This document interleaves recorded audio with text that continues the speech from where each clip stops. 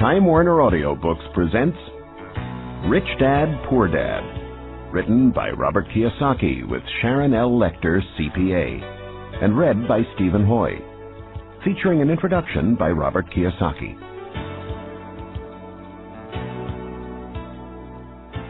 I had two fathers, a rich one and a poor one. One was highly educated and intelligent. He had a PhD and completed 4 years of undergraduate work in less than 2 years. The other father never finished the 8th grade. Both men were successful in their careers, working hard all their lives.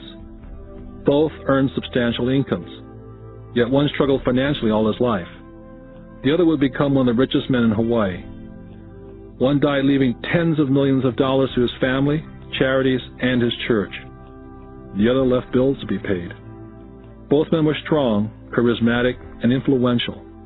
Both men offered me advice, but they did not advise the same things. Both men believed strongly in education, but did not recommend the same course of study. If I had had only one dad, I would have had to accept or reject his advice. Having two dads advising me offered me the choice of contrasting points of view, one of a rich man and one of a poor man. Instead of simply accepting or rejecting one or the other, I found myself thinking more, comparing, and then choosing for myself. The problem was, the rich man was not rich yet, and the poor man not yet poor. Both were just starting out on their careers, and both were struggling with money and families. But they had very different points of view about the subject of money. For example, one dad would say, "The love of money is the root of all evil." The other, "The lack of money is the root of all evil." As a young boy, having two strong fathers, both influencing me, was difficult. I wanted to be a good son and listen, but the two fathers did not say the same things. The contrast in their points of view, particularly where money was concerned, was so extreme that I grew curious and intrigued. I began to start thinking for long periods of time about what each was saying. Much of my private time was spent reflecting, asking myself questions such as, "Why does he say that?" And then asking the same question of the other dad's statement.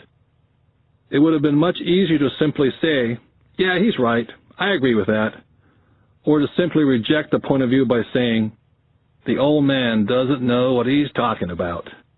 Instead, having two dads whom I love forced me to think and ultimately choose a way of thinking for myself. As a process, choosing to think for myself turned out to be much more valuable in the long run, rather than simply accepting or rejecting a single point of view. One of the reasons the rich get richer, the poor get poorer, and the middle class struggles in debt is because the subject of money is taught at home, not in school. Most of us learn about money from our parents. So what can a poor parent tell their child about money? They simply say, "Stay in school and study hard."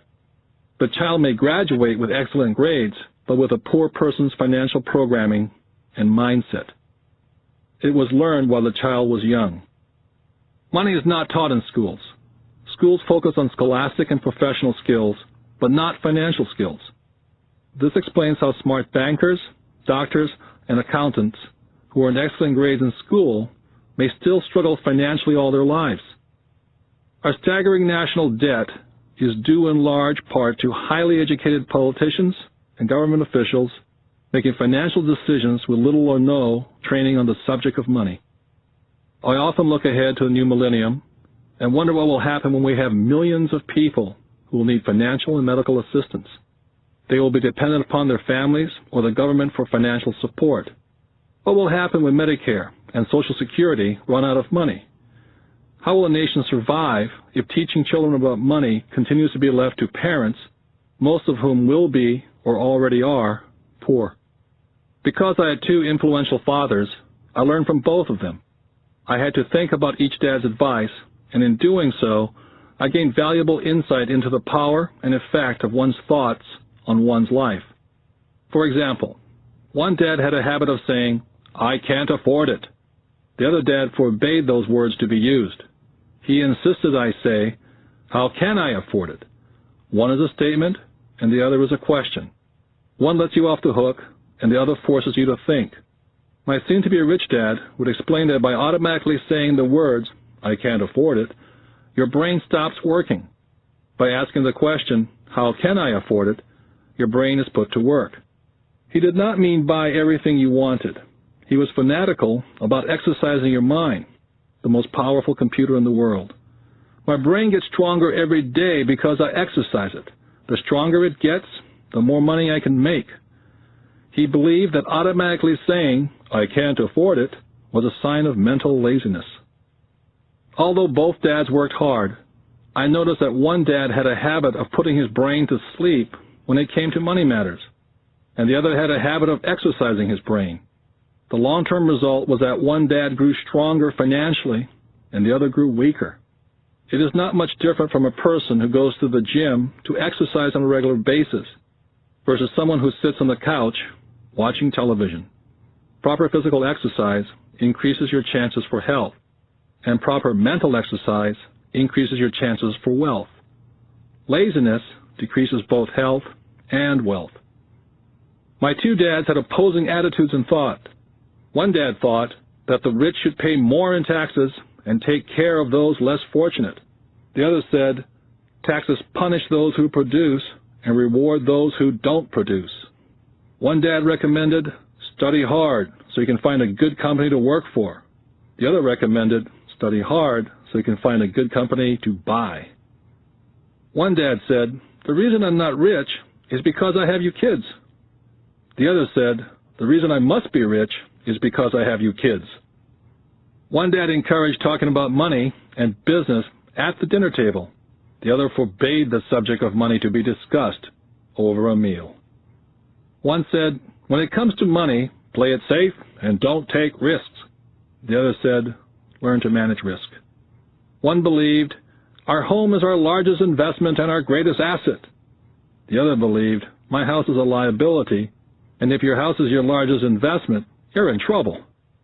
Both dads paid their bills on time, yet one paid his bills first, while the other paid his bills last. Being a product of two strong dads allowed me the luxury of observing the effects different thoughts have on one's life. I noticed that people really do shape their life through their thoughts. For example, my poor dad always said, I'll never be rich, and that prophecy became reality. My rich dad, on the other hand, always referred to himself as rich. He would say things like, I'm a rich man, and rich people don't do this. Even when he was flat broke, after a major financial setback, he continued to refer to himself as a rich man. He would cover himself by saying, there is a difference between being poor and being broke. Broke is temporary, and poor is eternal. My poor dad would also say, I'm not interested in money, or money doesn't matter. My rich dad always said, money is power. The power of our thoughts may never be measured or appreciated, but it became obvious to me as a young boy to be aware of my thoughts and how I expressed myself. I noticed that my poor dad was poor not because of the amount of money he earned, which was significant, but because of his thoughts and his actions. As a young boy, having two fathers, I became acutely aware of being careful which thoughts I chose to adopt as my own. Whom should I listen to, my rich dad or my poor dad? Although both men had tremendous respect for education and learning, they disagreed in what they thought was important to learn. One wanted me to study hard, earn a degree, and get a good job to work for money. He wanted me to study to become a professional, an attorney, or an accountant, or to go to business school for my MBA. The other encouraged me to study to be rich, to understand how money works, and learn how to have it work for me. I don't work for money, were the words he would repeat over and over. Money works for me. At the age of 9, I decided to listen to and learn from my rich dad about money. In doing so, I chose not to listen to my poor dad, even though he was the one with all the college degrees. Once I made up my mind whom to listen to, my education about money began. My rich dad taught me over a period of 30 years, until I was age 39. He stopped once he realized that I knew and fully understood what he had been trying to drum into my often thick skull. Money is one form of power, but what is more powerful is financial education. Money comes and goes. But if you have the education about how money works, you gain power over it and can begin building wealth. The reason positive thinking alone does not work is because most people went to school and never learned how money works, so they spend their lives working for money. Because I was only 9 years old when I started, the lessons my rich dad taught me were simple. And when it was all said and done, there are only 6 main lessons repeated over 30 years. This book is about those 6 lessons, put as simply as possible as my rich dad put forth those lessons to me. The lessons are not meant to be answers, but guideposts. Guideposts that will assist you and your children to grow wealthier, no matter what happens in a world of increasing change and uncertainty. Dad, can you tell me how to get rich? My dad put down the evening paper. Why do you want to get rich, son? Because today Jimmy's mom drove up in their new Cadillac and they were going to their beach house for the weekend. He took 3 of his friends, but Mike and I weren't invited. They told us we weren't invited because we were poor kids. They did? My dad asked incredulously. Yeah, they did, I replied in a hurt tone.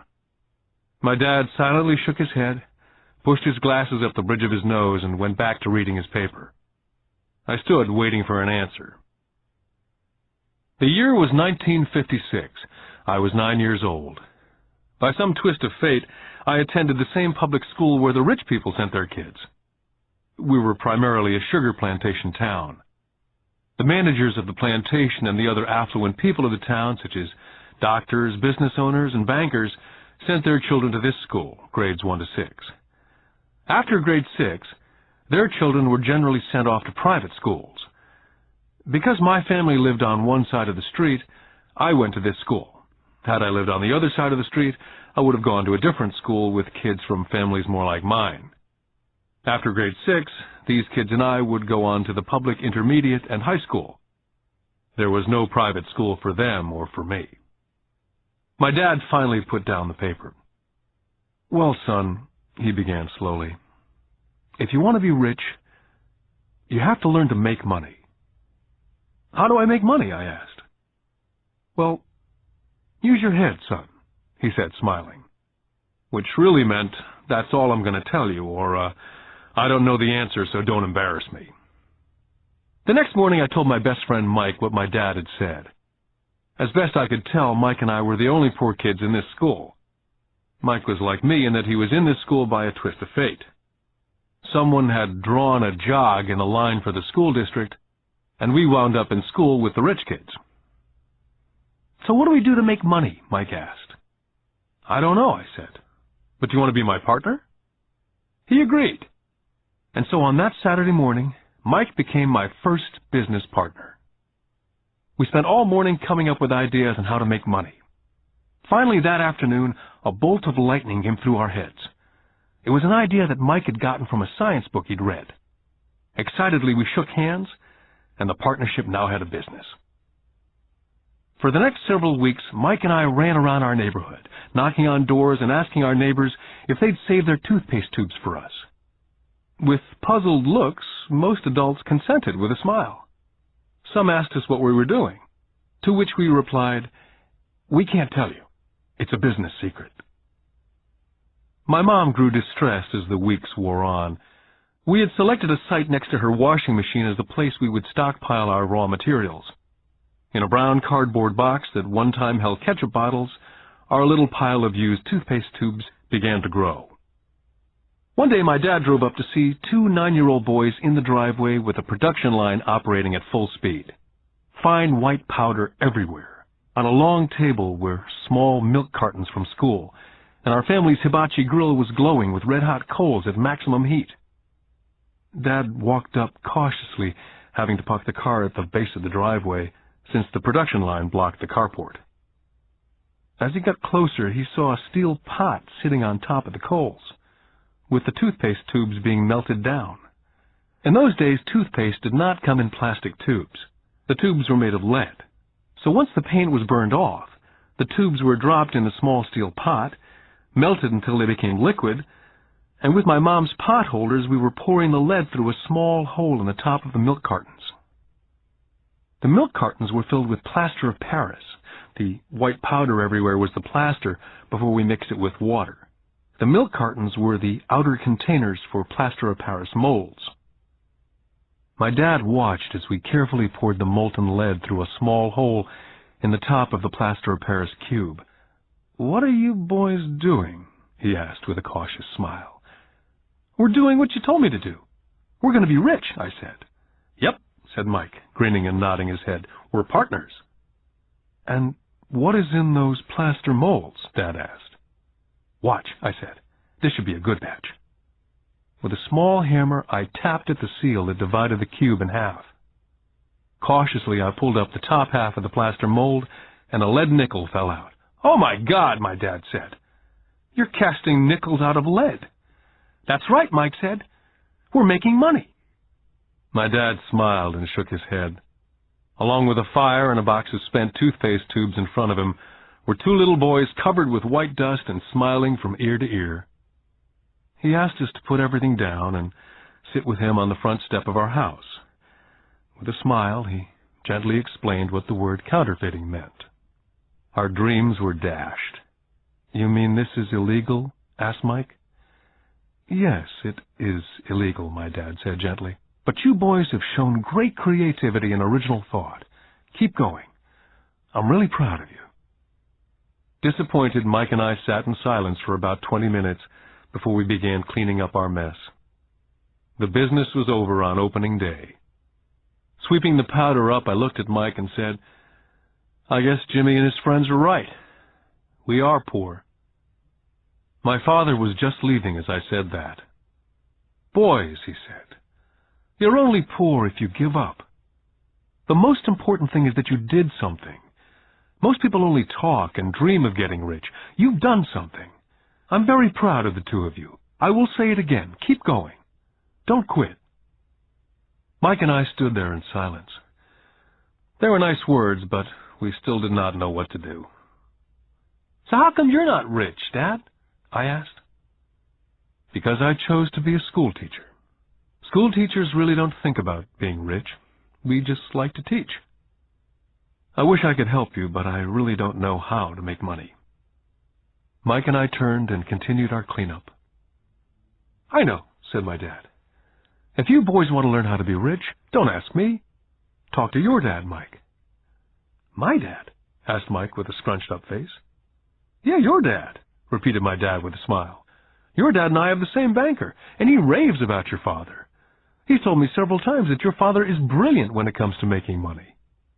He seems to be building an empire, and I suspect in a few years he will be a very rich man." With that, Mike and I got excited again. With new vigor, we began cleaning up the mess caused by our now-defunct first business. As we were cleaning, we made plans on how and when to talk to Mike's dad. The problem was that Mike's dad worked long hours and often did not come home until late. His father owned warehouses, a construction company, a chain of stores, and 3 restaurants. It was the restaurants that kept him out late. Mike caught the bus home after we had finished cleaning up. He was going to talk to his dad when he got home that night and ask him if he would teach us how to become rich. Mike promised to call as soon as he talked to his dad, even if it was late. The phone rang at 8:30 p.m. Mike's dad had agreed to meet with Mike and me. At 7:30 Saturday morning, I caught the bus to the poor side of town. Michael and I met with his dad that morning at 8 o'clock. He was already busy and had been at work for more than an hour. His construction supervisor was just leaving in his pickup truck as I walked up to his simple, small, and tidy home. Mike met me at the door. "Dad's on the phone, and he said to wait on the back porch," Mike said as he opened the door. The old wooden floor creaked as I stepped across the threshold of this aging house. There was a cheap mat just inside the door. That mat was there to hide the years of wear from countless footsteps that the floor had supported. Although clean, it needed to be replaced. I felt claustrophobic as I entered the narrow living room, which was filled with old, musty, overstuffed furniture that today would be collector's items. Sitting on the couch were 2 women, a little older than my mom. Across from the women sat a man in workman's clothes.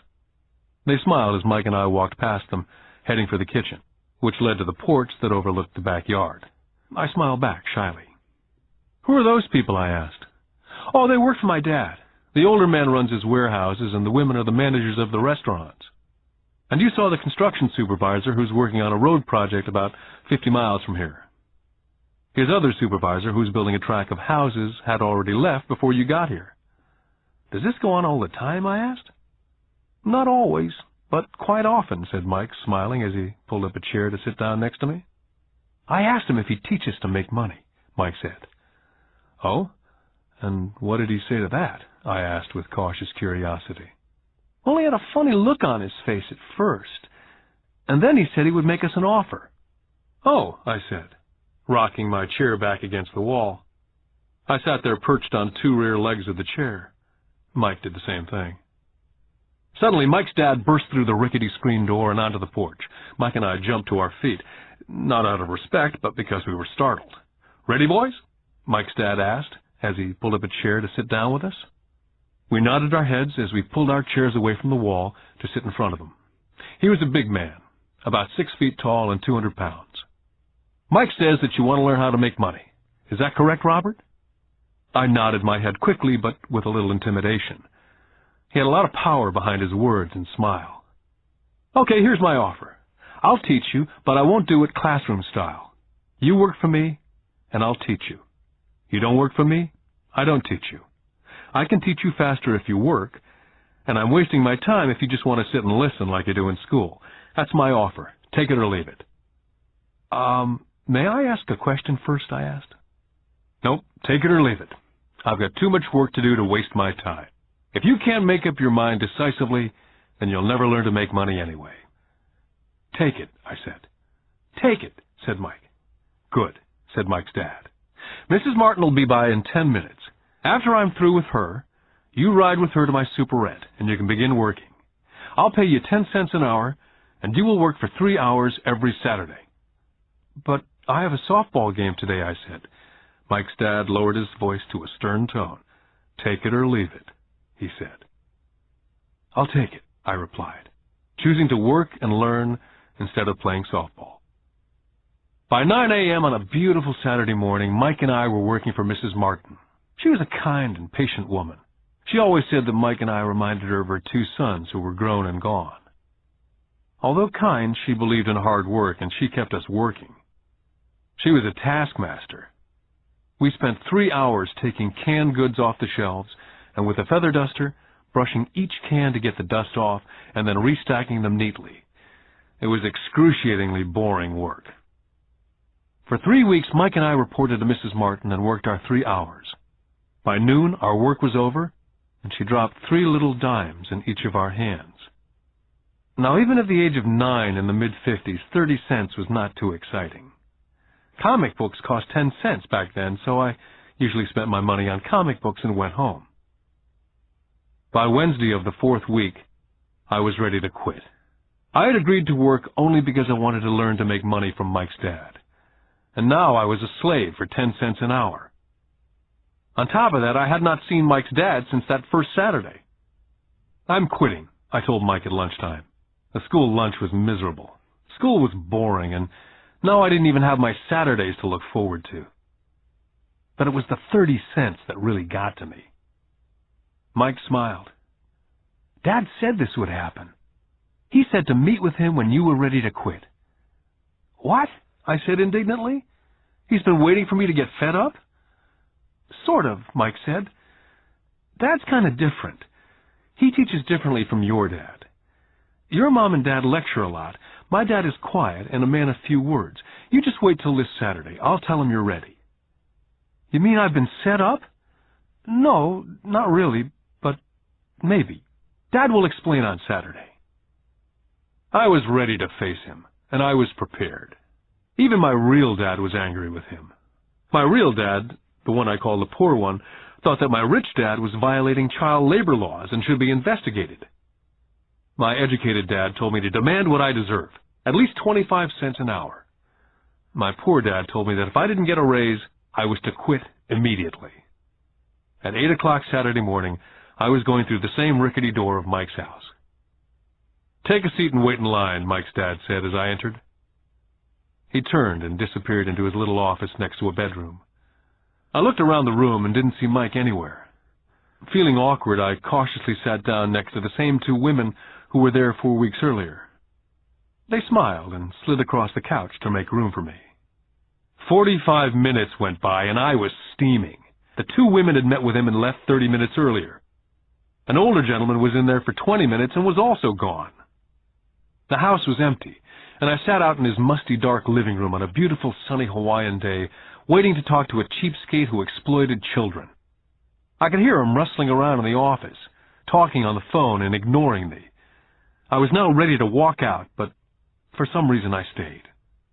Finally, 15 minutes later, at exactly 9 o'clock, Rich Dad walked out of his office, said nothing, and signaled with his hand for me to enter his dingy office. "I understand you want a raise or you're going to quit," Rich Dad said as he swiveled in his office chair. "Well, you're not keeping your end of the bargain," I blurted out, nearly in tears. It was really frightening for a 9-year-old boy to confront a grown-up. "You said that you'd teach me if I worked for you." "Well, I've worked for you. I've worked hard. I've given up my baseball games to work for you, and you don't keep your word. You haven't taught me anything. You're a crook like everyone in town thinks you are. You're greedy. You want all the money and don't take care of your employees. You make me wait and don't show me any respect. I'm only a little boy, and I deserve to be treated better." Rich Dad rocked back in his swivel chair, hands up to his chin, somewhat staring at me. "Not bad," he said. "In less than a month, you sound like most of my employees." "What?" I asked. Not understanding what he was saying, I continued with my grievance. "I thought you were going to keep up your end of the bargain and teach me. Instead, you want to torture me. That's cruel. That's really cruel." "I am teaching you," Rich Dad said quietly. "What have you taught me?" "Nothing," I said angrily. "You haven't even talked to me once since I agreed to work for peanuts. 10 cents an hour, huh? I should notify the government about you. We have child labor laws, you know. My dad works for the government, you know." "Wow," said Rich Dad. "Now you sound like most of the people who used to work for me. People I've either fired or they've quit." "So what do you have to say?" I demanded, feeling pretty brave for a little kid. "How do you know that I've not taught you anything?" asked Rich Dad calmly. "Well, you've never talked to me. I've worked for 3 weeks, and you've not taught me anything," I said with a pout. "Does teaching mean talking or a lecture?" Rich Dad asked. "Well, yes," I replied. "That's how they teach you in school," he said, smiling. "But that is not how life teaches you. And I would say that life is the best teacher of all. Most of the time, life does not talk to you, just sort of pushes you around. Each push is life saying, 'Wake up. There's something I want you to learn.'" I had no idea what he was talking about. Life pushes all of us around. Some give up, others fight. A few learn the lesson and move on. They welcome life pushing them around. To these few people, it means they need and want to learn something. They learn and move on. Most quit, and a few like you fight. Rich Dad stood and shut the creaky old wooden window that needed repair. "If you learn this lesson, you will grow into a wise, wealthy, and happy young man. If you don't, you will spend your life blaming a job, low pay, or your boss for your problems. You'll live life hoping for that big break that'll solve all your money problems." Rich Dad looked over to me to see if I was still listening. His eyes met mine. We stared at each other, streams of communication going between us through our eyes. Finally, I pulled away once I had absorbed his last message. I knew he was right. I was blaming him, and I did ask to learn. I was fighting. Rich Dad continued, "Or if you're the kind of person who has no guts, you just give up every time life pushes you. If you're that kind of person, you'll live all your life playing it safe, doing the right things, saving yourself for some event that never happens. Then you die a boring old man.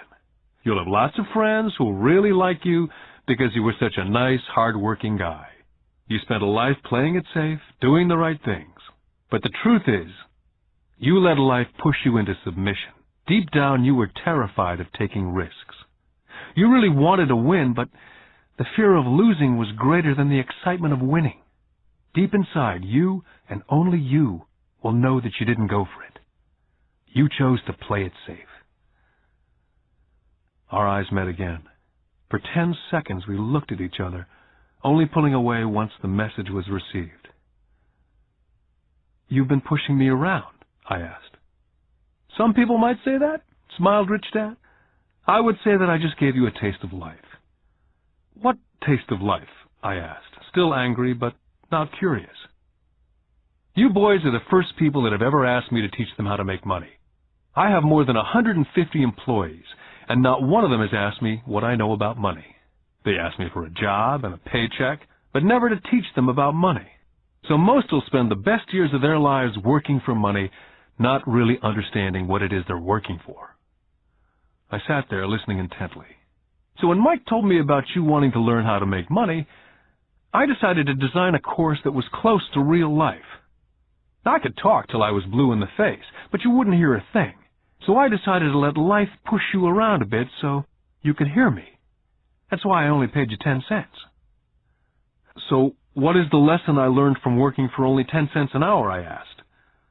"That you're cheap and exploit your workers?" Rich Dad laughed heartily. "You'd best change your point of view. Stop blaming me, thinking I'm the problem. If you think I'm the problem, then you have to change me. If you realize that you're the problem, then you can change yourself, learn something, and grow wiser." "But you only pay me 10 cents. "So what are you learning?" Rich Dad asked, smiling. "That you're cheap," I said with a sly grin. "See, you think I'm the problem," said Rich Dad. "But you are.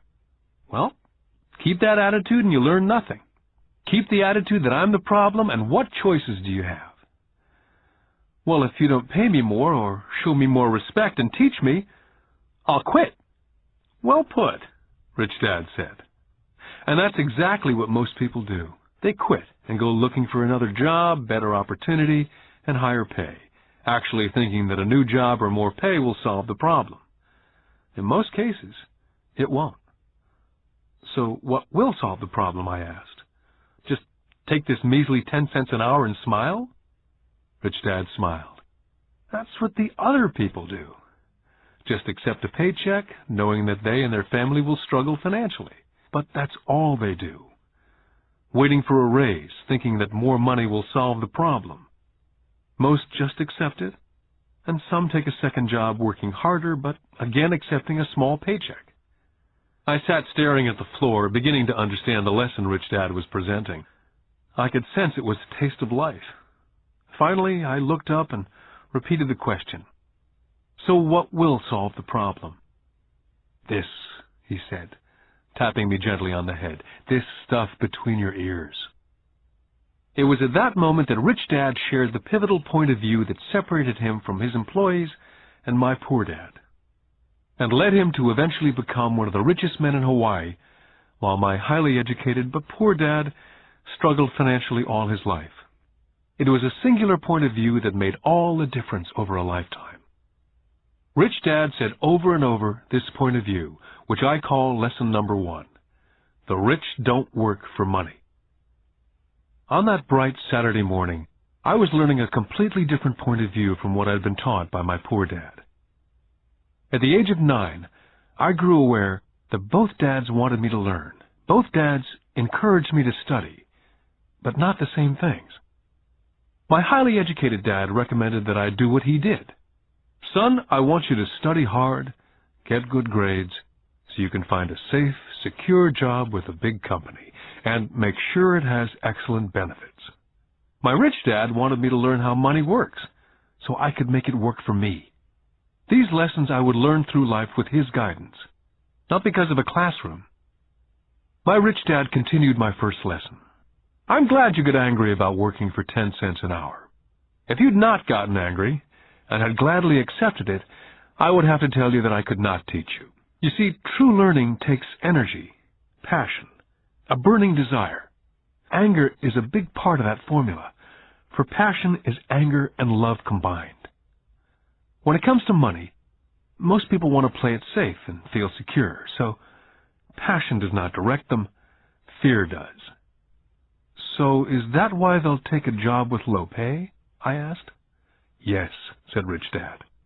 "Some people say I exploit people because they don't pay as much as the sugar plantation or the government. I say people exploit themselves. It's their fear, not mine. But don't you feel you should pay them more? I asked. I don't have to. And besides, more money will not solve the problem. Just look at your dad. He makes a lot of money and he still can't pay his bills. Most people, given more money, only get into more debt. So that's why the 10 cents an hour, I said, smiling. It's a part of the lesson. That's right, smiled Rich Dad. You see, your dad went to school and got an excellent education so he could get a high-paying job, which he did. But he still has money problems because he never learned anything about money at school. On top of that, he believes in working for money. And you don't, I asked? No, not really, said Rich Dad. If you want to learn to work for money, then stay in school. That's a great place to learn to do that. But if you want to learn how to have money work for you, then I will teach you that. But only if you want to learn. Wouldn't everyone want to learn that, I asked? No, said Rich Dad, simply because it's easier to learn to work for money, especially if fear is your primary emotion when the subject of money is discussed. I don't understand, I said with a frown. Oh, don't worry about that for now. Just know that it's fear that keeps most people working at a job. The fear of not paying their bills, the fear of being fired, the fear of not having enough money, the fear of starting over. That's the price of studying to learn a profession or trade and then working for money. Most people become a slave to money and then get angry at their boss. Learning to have money work for you is a completely different course of study, I asked. Absolutely, Rich Dad answered. Absolutely. We sat in silence. My friends would have been just starting their Little League baseball game, but for some reason I was now thankful I decided to work for 10 cents an hour. I sensed that I was about to learn something my friends would not learn in school. Ready to learn? Asked Rich Dad. Absolutely, I said with a grin. I've kept my promise. I've been teaching you from afar, my Rich Dad said. At 9 years old, you've gotten a taste of what it feels like to work for money. Just multiply your last month by 50 years, and you'll have an idea of what most people spend their life doing. I don't understand, I said. How did you feel waiting in line to see me? Once to get hired and once to ask for more money. Terrible, I said. If you choose to work for money, that is what life is like for many people, said Rich Dad. And how did you feel when Mrs. Martin dropped 3 dimes in your hand for 3 hours' work? I felt like it wasn't enough. It seemed like nothing. I was disappointed, I said. And that is how most employees feel when they look at their paychecks, especially after all the tax and other deductions are taken out. At least you got 100%. You mean most workers don't get paid everything? I asked with amazement. Heavens, no, said Rich Dad. The government always takes its share first. How do they do that? I asked. Taxes, said Rich Dad. You're taxed when you earn, you're taxed when you spend, you're taxed when you save, you're taxed when you die. Why do people let the government do that to them? The rich don't, said Rich Dad with a smile. The poor and the middle class do. I'll bet you that I earn more than your dad, yet he pays more in taxes. How can that be? I asked. As a 9-year-old boy, that made no sense to me. Why would someone let the government do that to them? Rich Dad sat there in silence. I guess he wanted me to listen instead of jabber away at the mouth. Finally, I calmed down. I did not like what I had heard. I knew my dad complained constantly about paying so much in taxes, but really did nothing about it. Was that life pushing him around? Rich Dad rocked slowly and silently in his chair, just looking at me. Ready to learn? He asked. I nodded my head slowly. Learning how to have money work for you is a lifetime study. Most people go to college for 4 years and their education ends. I already know that my study of money will continue over a lifetime simply because the more I find out, the more I find out I need to know. Most people never study the subject. They go to work, get their paycheck, balance their checkbooks, and that's it. On top of that, they wonder why they have money problems. Then they think that more money will solve the problem. Few realize that it's their lack of financial education that is the problem. So, my dad has tax problems because he doesn't understand money? I asked, confused. Look, said Rich Dad, taxes are just one small section on learning how to have money work for you. Today, I just wanted to find out if you still have the passion to learn about money. Most people don't. They want to go to school, learn a profession, have fun at their work, and earn lots of money. One day they wake up with big money problems, and then they can't stop working. That's the price of only knowing how to work for money, instead of studying how to have money work for you. So, do you still have the passion to learn? Asked Rich Dad. I nodded my head. Good, said Rich Dad. Now get back to work. This time I will pay you nothing. What? I asked in amazement. You heard me. Nothing. You'll work the same 3 hours every Saturday, but this time you will not be paid 10 cents an hour. You said you wanted to learn to not work for money, so I'm not going to pay you anything. I couldn't believe what I was hearing. I've already had this conversation with Mike. He's already working, dusting, and stacking canned goods for free. You better hurry up and get back there. I stood there, still not believing what a raw deal I'd been handed. Here I came to ask for a raise, and now I was being told to keep working for nothing. Rich Dad tapped me on the head and said, "Use this. Now get out of here." I didn't tell my poor dad I wasn't being paid. He would not have understood, and I did not want to try to explain something that I did not yet understand myself.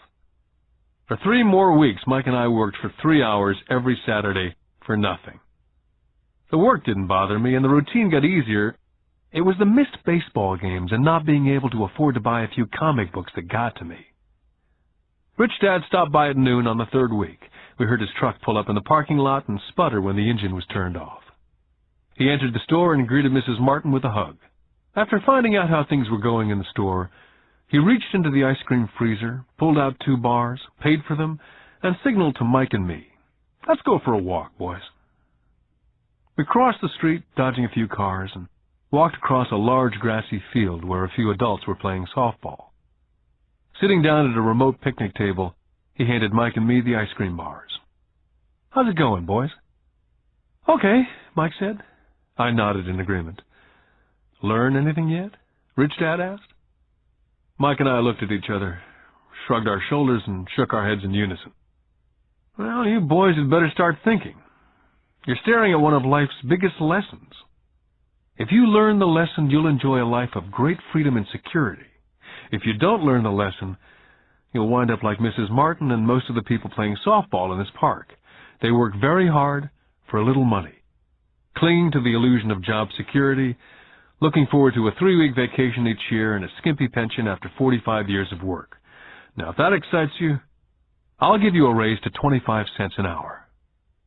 "But these are good, hard-working people. Are you making fun of them?" I demanded.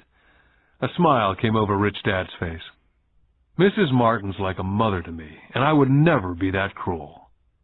I may sound cruel because I'm doing my best to point something out to the 2 of you. I want to expand your point of view so you can see something most people never have the benefit of seeing because their vision is too narrow. Most people never see the trap they're in." Mike and I sat there uncertain of his message. He sounded cruel, yet we could sense he was desperately wanting us to know something.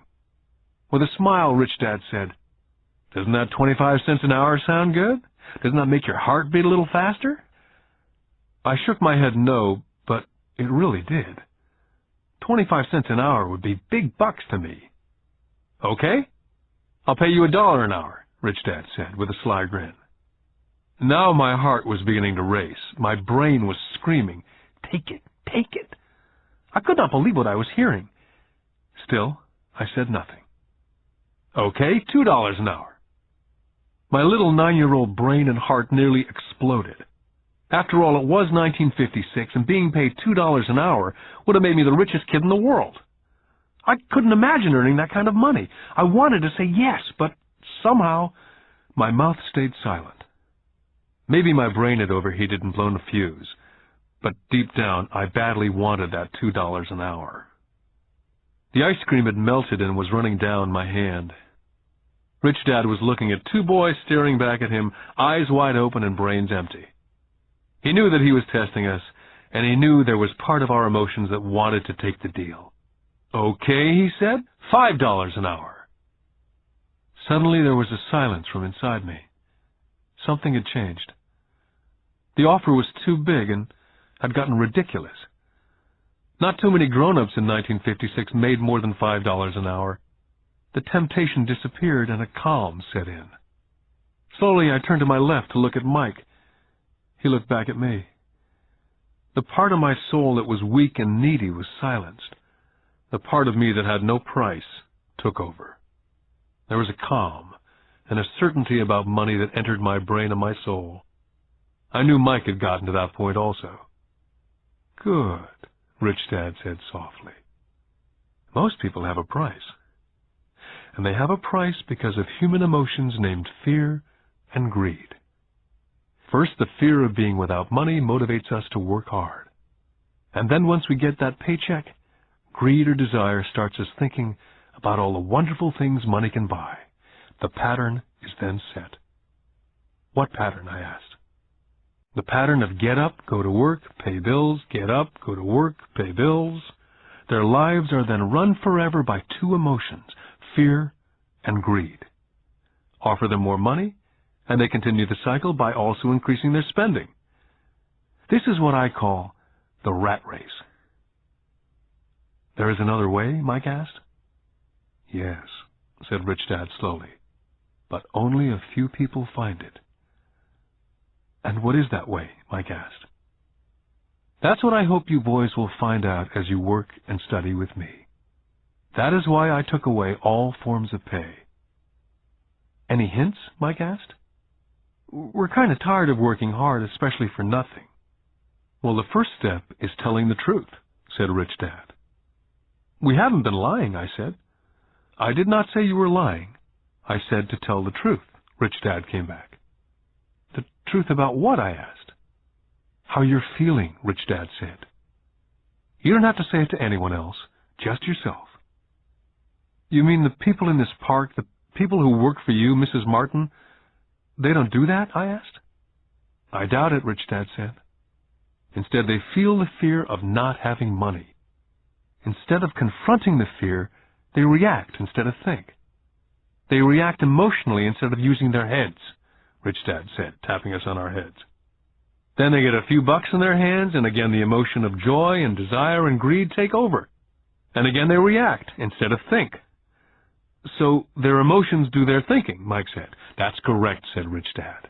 "Money is running their lives, and they refuse to tell the truth about that.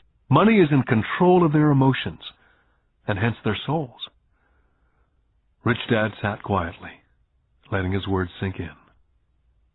Realizing we had absorbed as much as possible of what he was talking about, Rich Dad said, "I want you boys to avoid that trap. That is really what I want to teach you. Not just to be rich, because being rich does not solve the problem." "It doesn't?" I asked, surprised. "No, it doesn't. Let me finish with the other emotion, which is desire. Some call it greed, but I prefer desire. It's perfectly normal to desire something better, prettier, more fun or exciting. So people also work for money because of desire. They desire money for the joy they think it can buy. But the joy that money brings is often short-lived, and they soon need more money for more joy, more pleasure, more comfort, more security. So they keep working, thinking money will soothe their souls that are troubled by fear and desire. But money cannot do that. Even for rich people?" Mike asked. "Rich people included," said Rich Dad. "In fact, the reason many rich people are rich is not because of desire, but because of fear. They actually think that money can eliminate that fear of not having money, of being poor. So they amass tons of it only to find out that the fear gets worse. They now fear losing it. I have friends who keep on working even though they have plenty. I know people who have millions who are more afraid now than when they were poor. They're terrified of losing all their money. I want to teach you to master the power of money, not be afraid of it. And they don't teach that in school. If you don't learn it, you can become a slave to money." It was finally making sense. He did want us to widen our views, to see what Mrs. Martin could not see, his employees could not see, or my dad for that matter. He used examples that sounded cruel at the time, but I've never forgotten them. My vision widened that day, and I could begin to see the trap that lay ahead for most people.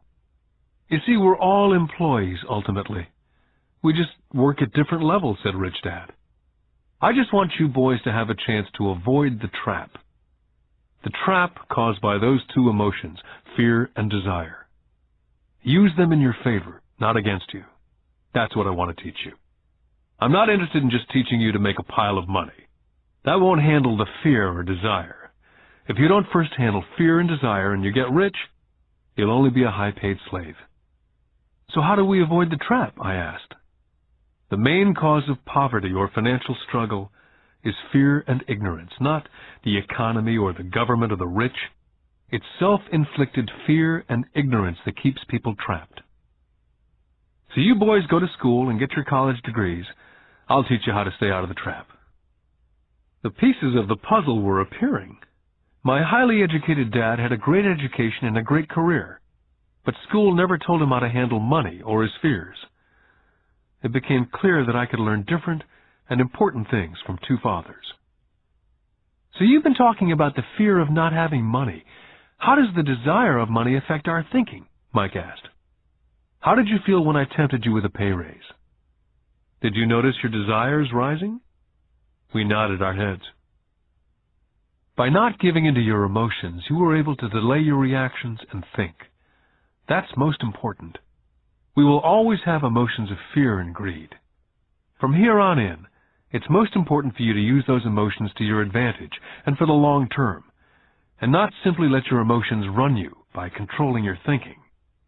Most people use fear and greed against themselves. That's the start of ignorance. Most people live their lives chasing paychecks, pay raises, and job security because of the emotions of desire and fear, not really questioning where those emotion-driven thoughts are leading them. It's just like the picture of a donkey dragging a cart with its owner dangling a carrot just in front of the donkey's nose. The donkey's owner may be going where he wants to go, but the donkey is chasing an illusion. Tomorrow there will only be another carrot for the donkey. You mean the moment I began to picture a new baseball glove, candy or toys that's like a carrot to a donkey, Mike asked? Yeah. And as you get older, your toys get more expensive. New car, boat, and a big house to impress your friends, said Rich Dad with a smile. Fear pushes you out the door, and desire calls to you, enticing you toward the rocks. That's the trap. So what's the answer? Mike asked. What intensifies fear and desire is ignorance. That's why rich people with lots of money often have more fear the richer they get. Money is the carrot, the illusion. Rich Dad went on to explain that a human's life is a struggle between ignorance and illumination. He explained that once a person stops searching for information and knowledge of oneself, ignorance sets in. That struggle is a moment-to-moment decision to learn to open or close one's mind. Look, school is very, very important. You go to school to learn a skill or a profession so as to be a contributing member of society. Every culture needs teachers, doctors, mechanics, artists, cooks, business people, police officers, firefighters, soldiers. Schools train them so our culture can thrive and flourish, said Rich Dad. Unfortunately for many people, school is the end, not the beginning. What does ignorance have to do with greed and fear, I asked. Because it's ignorance about money that causes so much greed and so much fear, said Rich Dad. Let me give you some examples. A doctor wanting more money to better provide for his family raises his fees. By raising his fees, it makes healthcare more expensive for everyone. Now, it hurts the poor people the most, so poor people have worse health than those with money. Because the doctors raise their rates, the attorneys raise their rates. Because the attorneys' rates have gone up, school teachers want a raise, which raises our taxes, and on and on and on. Soon there will be such a horrifying gap between the rich and the poor that chaos will break out, and another great civilization will collapse. Great civilizations collapsed when the gap between the haves and the have-nots was too great. America's on the same course, proving once again that history repeats itself, because we do not learn from history. We only memorize historical dates and names, not the lesson. Aren't prices supposed to go up, I asked? Not in an educated society with a well-run government. Prices should actually come down. Of course, that's often only true in theory. Prices go up because of greed and fear caused by ignorance. If schools taught people about money, there would be more money and lower prices. But schools only focus on teaching people to work for money, not how to harness money's power. But don't we have business schools, Mike asked? Aren't you encouraging me to go to business school for my master's degree? Yes, said Rich Dad. But all too often business schools train employees who are sophisticated bean counters. Heaven forbid a bean counter takes over a business. All they do is look at the numbers, fire people, and kill the business. I know because I hire bean counters. All they think about is cutting costs and raising prices, which causes more problems. Bean counting is important. I wish more people knew it, but it too is not the whole picture, added Rich Dad angrily. So is there an answer? Asked Mike. Yes, said Rich Dad. Learn to use your emotions to think, not think with your emotions. When you boys mastered your emotions, first by agreeing to work for free, I knew there was hope. When you again resisted your emotions when I tempted you with more money, you were again learning to think in spite of being emotionally charged. That's the first step. Can you tell the difference between emotions thinking and the head thinking? Mike asked. Oh, yes, I hear it all the time, said Rich Dad. I hear things like, well, everyone has to work, or the rich are crooks, or I'll get another job, I deserve this raise. You can't push me around, or I like this job because it's secure. Instead of, is there something I'm missing here? Which breaks the emotional thought and gives you time to think clearly. I must admit it was a great lesson to be getting, to know when someone was speaking out of emotions or out of clear thought. It was a lesson that served me well for life, especially when I was the one speaking out of reaction and not from clear thought. As we headed back to the store, Rich Dad explained that the rich really did make money. They did not work for it. He went on to explain that when Mike and I were casting 5-cent pieces out of lead, thinking we were making money, we were very close to thinking the way rich people think. The problem was that it was illegal for us to do it. Rich Dad went on to explain that the rich know that money is an illusion, truly like the carrot for the donkey. It's only out of fear and greed that the illusion of money is held together by billions of people thinking that money is real. Money is really made up. It was only because of the illusion of confidence and the ignorance of the masses that the house of cards stood standing. In fact, he said, in many ways the donkey's carrot was more valuable than money. As he climbed into his pickup truck outside of his little convenience store, he said, "Keep working, boys. But the sooner you forget about needing a paycheck, the easier your adult life will be. Keep using your brain. Work for free. And soon your mind will show you ways of making money far beyond what I could ever pay you. You'll begin to see opportunities right in front of you that in the past would have gone unnoticed." Mike and I picked up our things from the store and waved goodbye to Mrs. Martin. We went back to the park, to the same picnic bench, and spent several more hours thinking and talking. We spent the next week at school thinking and talking. For 2 more weeks, we kept thinking and talking and working for free. At the end of the second Saturday, I was again saying goodbye to Mrs. Martin and looking at the comic book stand with a longing gaze. The hard thing about not even getting 30 cents every Saturday was that I didn't have any money to buy comic books. Suddenly, as Mrs. Martin was saying goodbye to Mike and me, I saw something she was doing that I'd never seen her do before. I mean, I'd seen her do it, but I never took notice of it. Mrs. Martin was cutting the front page of the comic book in half. She was keeping the top half of the comic book cover and throwing the rest of the comic book into a large brown cardboard box. When I asked her what she did with the comic books, she said, "I throw them away. I give the top half of the cover back to the comic book distributor for credit when he brings in the new comics. He's coming in an hour." Mike and I waited for an hour.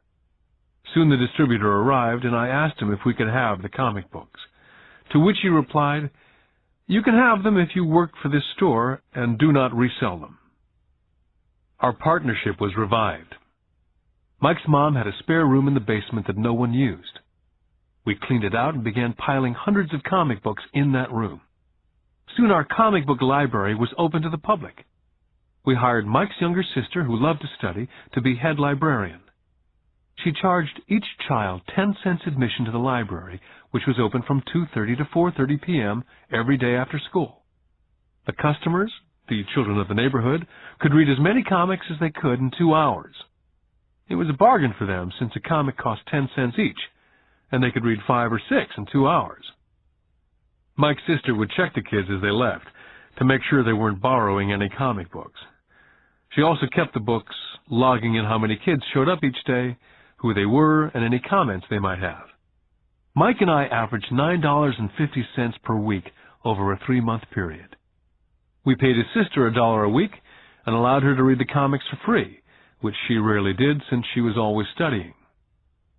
Mike and I kept our agreement by working in the store every Saturday and collecting all the comic books from the different stores. We kept our agreement to the distributor by not selling any comic books. We burned them once they got too tattered. We tried opening a branch office, but we could never quite find someone as dedicated as Mike's sister we could trust. At an early age, we found out how hard it was to find good staff. 3 months after the library first opened, a fight broke out in the room. Some bullies from another neighborhood pushed their way in and started it. Mike's dad suggested we shut down the business. So our comic book business was shut down, and we stopped working on Saturdays at the convenience store. Anyway, Rich Dad was excited because he had new things he wanted to teach us. He was happy because we'd learned our first lesson so well. We'd learned to have money work for us. By not getting paid for our work at the store, we were forced to use our imaginations to identify an opportunity to make money. By starting our own business, the comic book library, we were in control of our own finances, not dependent on an employer. The best part was that our business generated money for us, even when we weren't physically there. Our money worked for us. Instead of paying us money, Rich Dad had given us so much more. Lesson 2. Why Teach Financial Literacy? In 1990, my best friend Mike took over his father's empire and is in fact doing a better job than his dad did. We see each other once or twice a year on the golf course. He and his wife are wealthier than you could imagine. Rich Dad's empire is in great hands, and Mike is now grooming his son to take his place, as his dad groomed us. In 1994, I retired at the age of 47, and my wife Kim was 37. Retirement does not mean not working.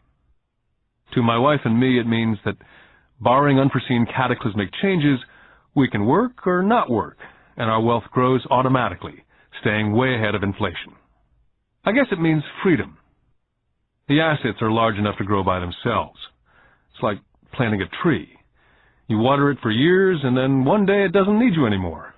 Its roots have gone down deep enough. Then the tree provides shade for your enjoyment. Mike chose to run the empire, and I chose to retire. Whenever I speak to groups of people, they often ask what I would recommend, or what could they do? How do they get started? Is there a good book I'd recommend? What is the secret to success? I simply say to them what my rich dad said back to me when I was a little kid. If you want to be rich, you need to be financially literate. That idea was drummed into my head every time we were together. As I said, my educated dad stressed the importance of reading books, while my rich dad stressed the need to master financial literacy. If you're going to build the Empire State Building, the first thing you need to do is dig a deep hole and pour a strong foundation. If you're going to build a home in the suburbs, all you need to do is pour a 6-inch slab of concrete. Most people, in their drive to get rich, are trying to build an Empire State Building on a 6-inch slab. Our school system, having been created in the agrarian age, believes in homes with no foundation dirt floors are still the rage. So kids graduate from school with virtually no financial foundation. One day, sleepless and deep in debt in suburbia, living the American dream, they decide that the answer to their financial problems is to find a way to get rich quick. Construction on a skyscraper begins. It goes up quickly, and soon, instead of the Empire State Building, we have the Leaning Tower of suburbia. The sleepless nights return. As for Mike and me in our adult years, both of our choices were possible. because we were taught to pour a strong financial foundation when we were just kids. Now, accounting is possibly the most boring subject in the world. It also could be the most confusing. But if you want to be rich, long term, it could be the most important subject. The question is, how do you take a boring and confusing subject and teach it to kids? The answer is, make it simple. My rich dad poured a strong financial foundation for Mike and me. Since we were just kids, he created a simple way to teach us. For years, he only drew pictures and used words. Mike and I understood the simple drawings, the jargon, the movement of money. And then in later years, Rich Dad began adding numbers. Most importantly, you must know the difference between an asset and a liability, and buy assets. If you want to be rich, this is all you need to know. It is rule number 1. It is the only rule. This may sound absurdly simple, but most people have no idea how profound this rule is. Most people struggle financially because they do not know the difference between an asset and a liability. Rich people acquire assets.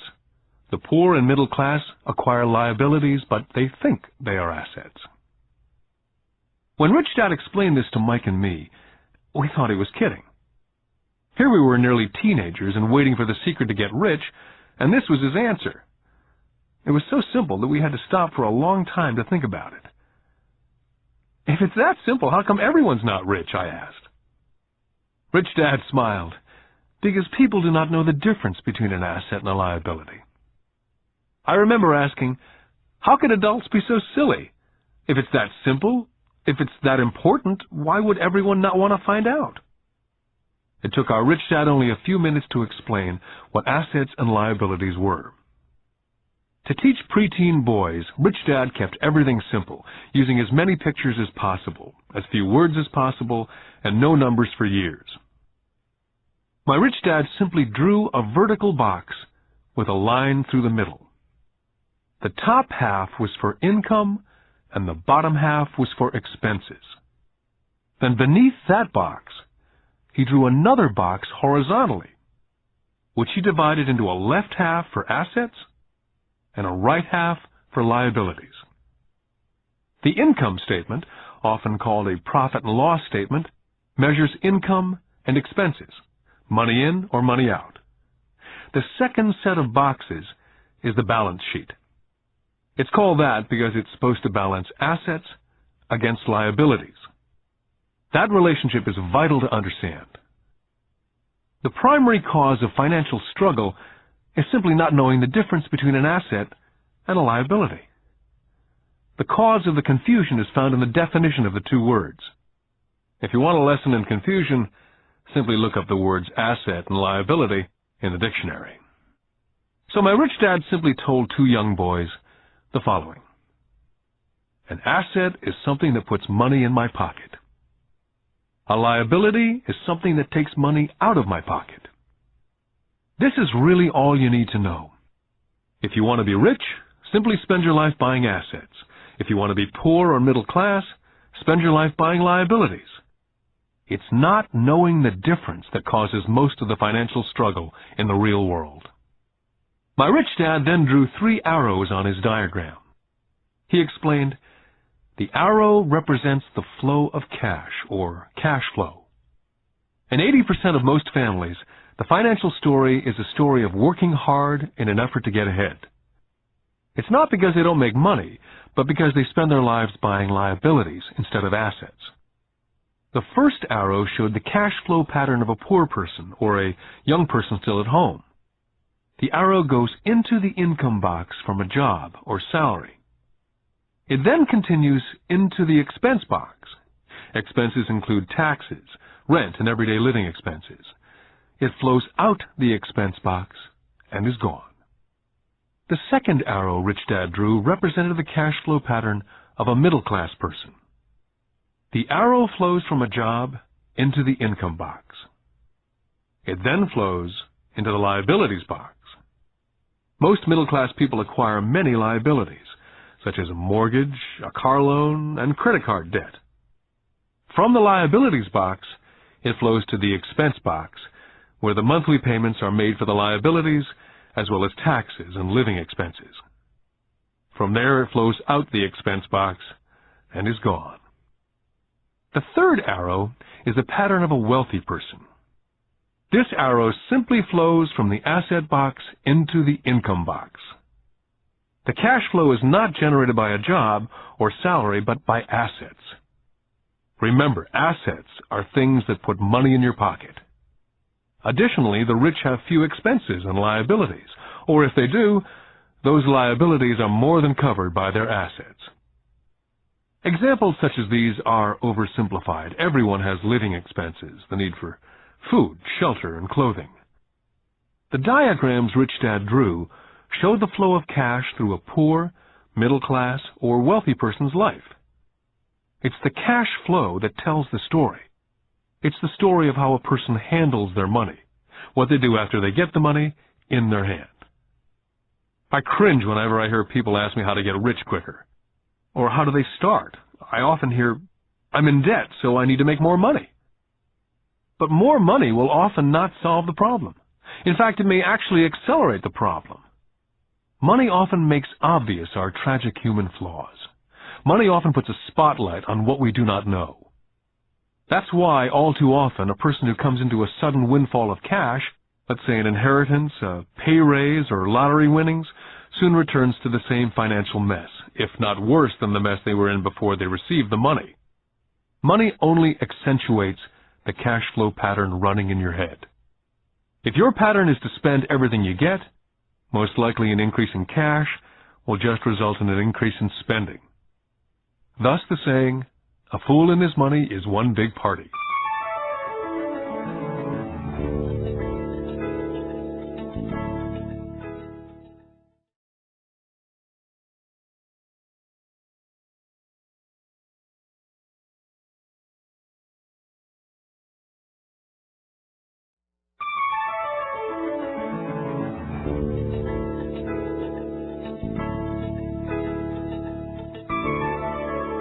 Because students leave school without financial skills, millions of educated people pursue their profession successfully, but later find themselves struggling financially. They work harder but don't get ahead. What's missing from their education is not how to make money, but how to spend money. What to do after you make it. It's called financial aptitude. What to do with the money once you make it, how to keep people from taking it from you, how long you keep it, and how hard that money works for you. Most people cannot tell why they struggle financially because they don't understand cash flow. A person can be highly educated, professionally successful, and financially illiterate. These people often work harder than they need to because they learned how to work hard, but not how to have their money work for them. The moving picture show of hard-working people has a set pattern. Recently married, the happy, highly educated young couple move in together in one of their cramped rented apartments. Immediately they realize that they're saving money because two can live as cheaply as one. The problem is, the apartment is cramped. They decide to save money to buy their dream home so they can have kids. They now have two incomes, and they begin to focus on their careers. Their incomes begin to increase. As their incomes go up, their expenses go up as well, so there is little or no money to flow into the asset box. This means the only income they get comes from their jobs. The number one expense for most people is taxes. Many people think it's income tax, but for most Americans, their highest tax is Social Security. As an employee, it appears as if the Social Security tax, combined with the Medicare tax rate, is roughly 7.5%. But it's really 15%, since the employer must match the Social Security amount. In essence, it is money the employer cannot pay you. On top of that, you still have to pay income tax on the amount deducted from your wages for Social Security tax. Income you never receive because it went directly to Social Security through withholding. Then their liabilities go up. This is best demonstrated by going back to the young couple. As a result of their incomes going up, They decide to go out and buy the house of their dreams. Once in their house, they have a new tax, called property tax. Then they buy a new car, new furniture, and new appliances to match their new house. All of a sudden, they wake up, and their liabilities column is full of mortgage debt and credit card debt. They're now trapped in the rat race. A child comes along. They work harder. The process repeats itself. More money and higher taxes, also called bracket creep. A credit card comes in the mail. They use it. It maxes out. A loan company calls and says their greatest asset, their home, has appreciated in value. The company offers a bill consolidation loan because their credit is so good and tells them the intelligent thing to do is clear off the high-interest consumer debt by paying off their credit card. And besides, interest on their home is a tax deduction.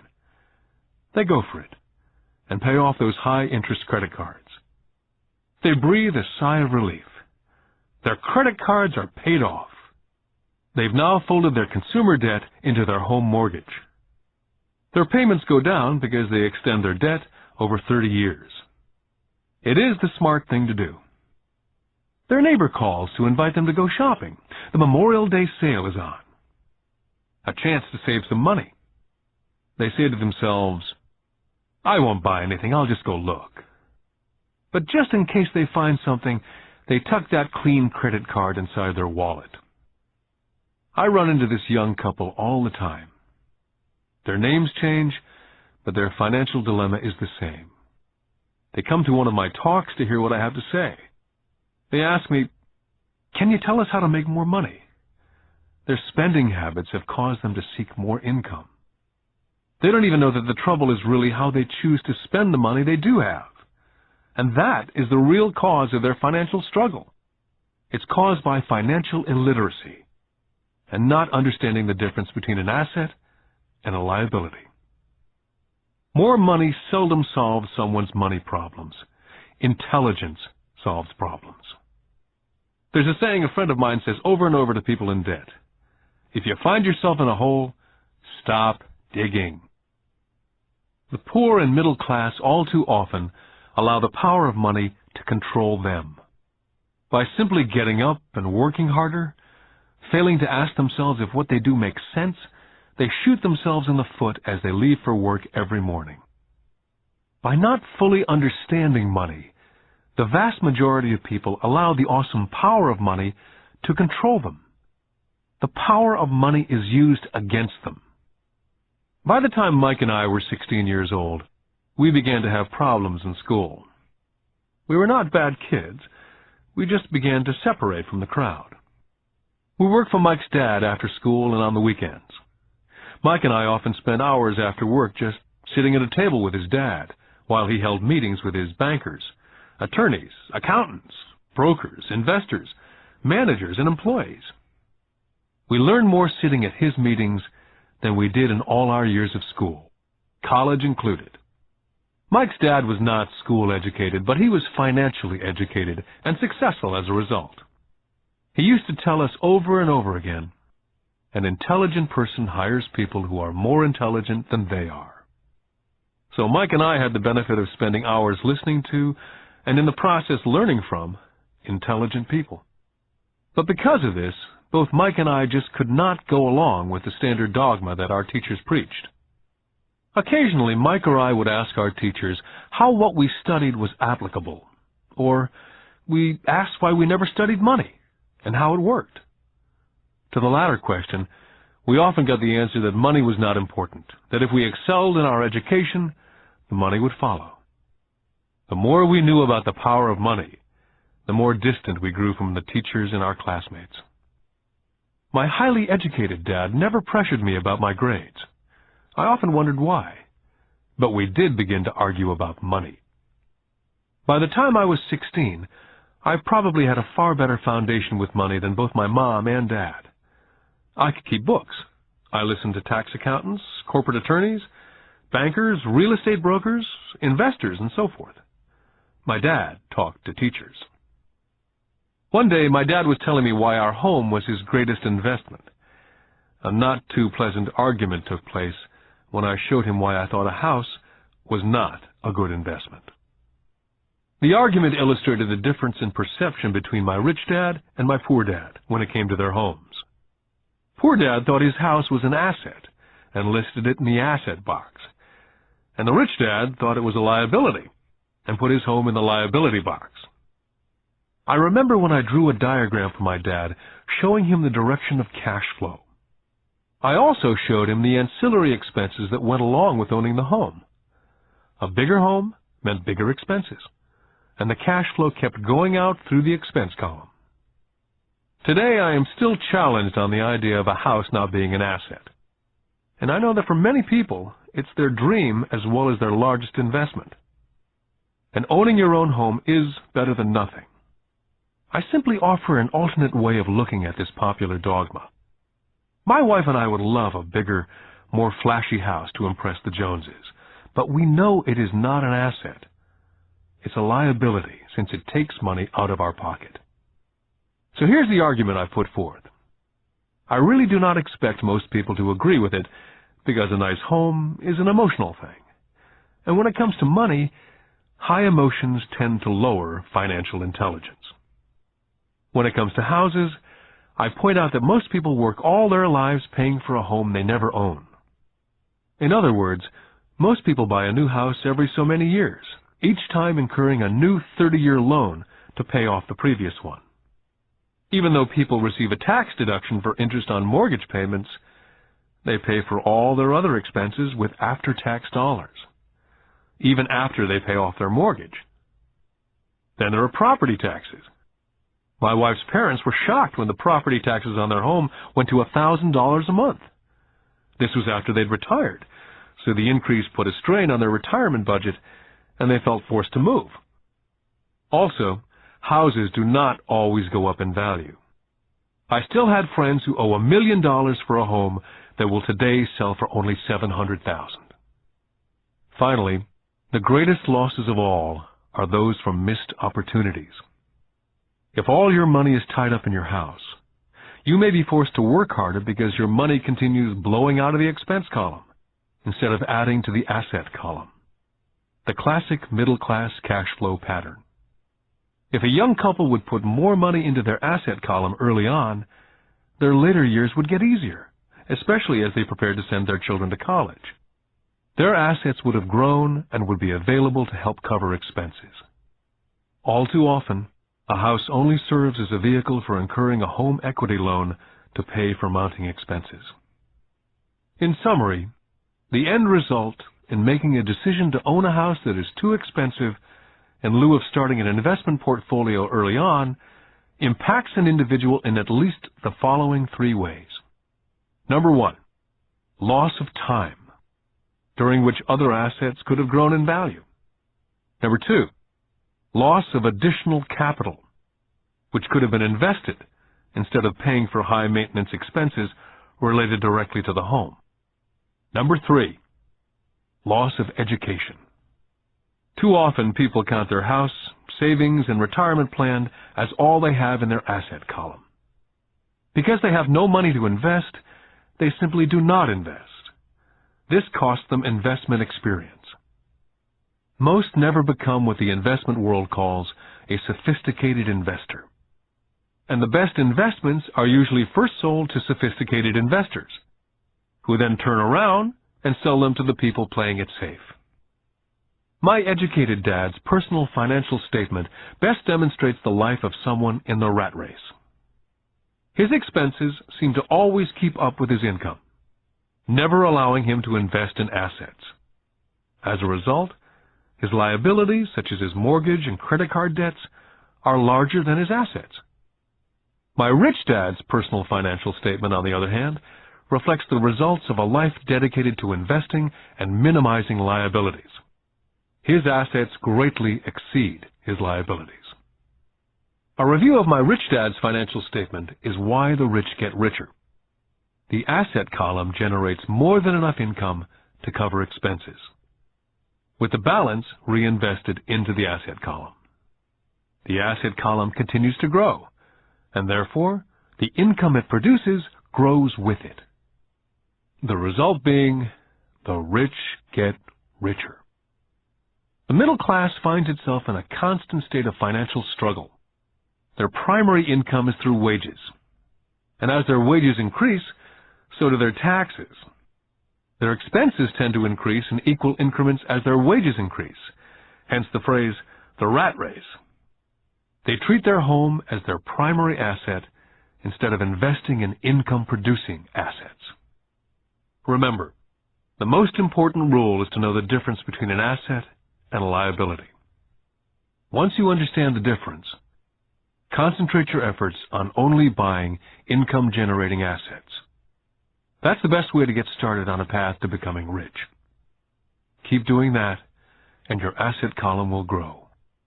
Focus on keeping liabilities and expenses down. This will make more money available to continue pouring into the asset column. This pattern of treating your home as an investment, and the philosophy that a pay raise means you can buy a larger home or spend more, is the foundation of today's debt-ridden society. This process of increased spending throws families into greater debt and into more financial uncertainty, even though they may be advancing in their jobs and receiving pay raises on a regular basis. This is high-risk living caused by weak financial education. As an employee who's also a homeowner, your working efforts are generally as follows. You work for someone else.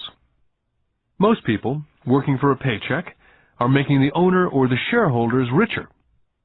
Your efforts and success will help provide for the owner's success and retirement. Next, you work for the government. The government takes its share from your paycheck before you even see it. By working harder, you simply increase the amount of taxes taken by the government. Most people work from January to May just for the government. And finally, you work for the bank. After taxes, your next largest expense is usually your mortgage and credit card debt. The problem with simply working harder is that each of these three levels takes a greater share of your increased efforts. You need to learn how to have your increased efforts benefit you and your family directly. Once you've decided to concentrate on minding your own business, how do you set your goals? For most people, they must keep their profession and rely on their wages to fund their acquisition of assets. As their assets grow, how do they measure the extent of their success? When does someone realize that they are rich, that they have wealth? As well as having my own definitions for assets and liabilities, I also have my own definition for wealth. Actually, I borrowed it from a man named Buckminster Fuller. Some people call him a quack, and others call him a living genius. Years ago, he got all the architects buzzing because he applied for a patent in 1961 for something called a geodesic dome. But in the application, Fuller also said something about wealth. It was pretty confusing at first, but after reading it for a while, it began to make some sense. Wealth is a person's ability to survive so many number of days forward. Or, if I stopped working today, how long could I survive? Unlike net worth, the difference between your assets and liabilities, which is often filled with a person's expensive junk and opinions of what things are worth, this definition creates the possibility for developing a truly accurate measurement. I could now measure and really know where I was in terms of my goal to become financially independent. Although net worth often includes these non-cash producing assets like stuff you bought that now sits in your garage, wealth measures how much money your money is making, and therefore your financial survivability. Wealth is the measure of the cash flow from the asset column compared with the expense column. Let's use an example. Let's say I have a cash flow from my asset column of $1,000 a month, and I have monthly expenses of $2,000. What's my wealth? Let's go back to Buckminster Fuller's definition. Using his definition, how many days forward can I survive? And let's assume a 30-day month. By that definition, I have enough cash flow for half a month. When I have achieved $2,000 a month cash flow from my assets, then I will be wealthy. I now have income generated from assets each month that fully covers my monthly expenses. If I want to increase my expenses, I first must increase my cash flow from assets to maintain this level of wealth. Take notice that it's at this point that I am no longer dependent on my wages. I have focused on and been successful in building an asset column that's made me financially independent. If I quit my job today, I would be able to cover my monthly expenses with the cash flow from my assets. My next goal would be to have the excess cash flow from my assets reinvested into the asset column. The more money that goes into my asset column, the more my asset column grows. The more my assets grow, the more my cash flow grows. And as long as I keep my expenses less than the cash flow from these assets, I will grow richer, with more and more income from sources other than my physical labor. As this reinvestment continues, I am well on my way to being rich. The actual definition of rich is in the eye of the beholder. You can never be too rich. Just remember this simple observation. The rich buy assets, the poor only have expenses. The middle class buys liabilities they think are assets. So how do I start minding my own business? What's the answer? Listen to the founder of McDonald's. Lesson 3. Mind your own business. In 1974, Ray Kroc, the founder of McDonald's, was asked to speak at the MBA class at the University of Texas at Austin. A dear friend of mine, Keith Cunningham, was a student in that MBA class. After a powerful and inspiring talk, the class adjourned, and the students asked Ray if he would join them at their favorite hangout to have a few beers. Ray graciously accepted. "What business am I in?" Ray asked, once the group had all their beers in hand. Everyone laughed, said Keith. Most of the MBA students thought Ray was just fooling around. No one answered, so Ray asked the question again. "What business do you think I'm in?" The students laughed again. And finally, one brave soul yelled out, "Ray, who in the world does not know that you're in the hamburger business?"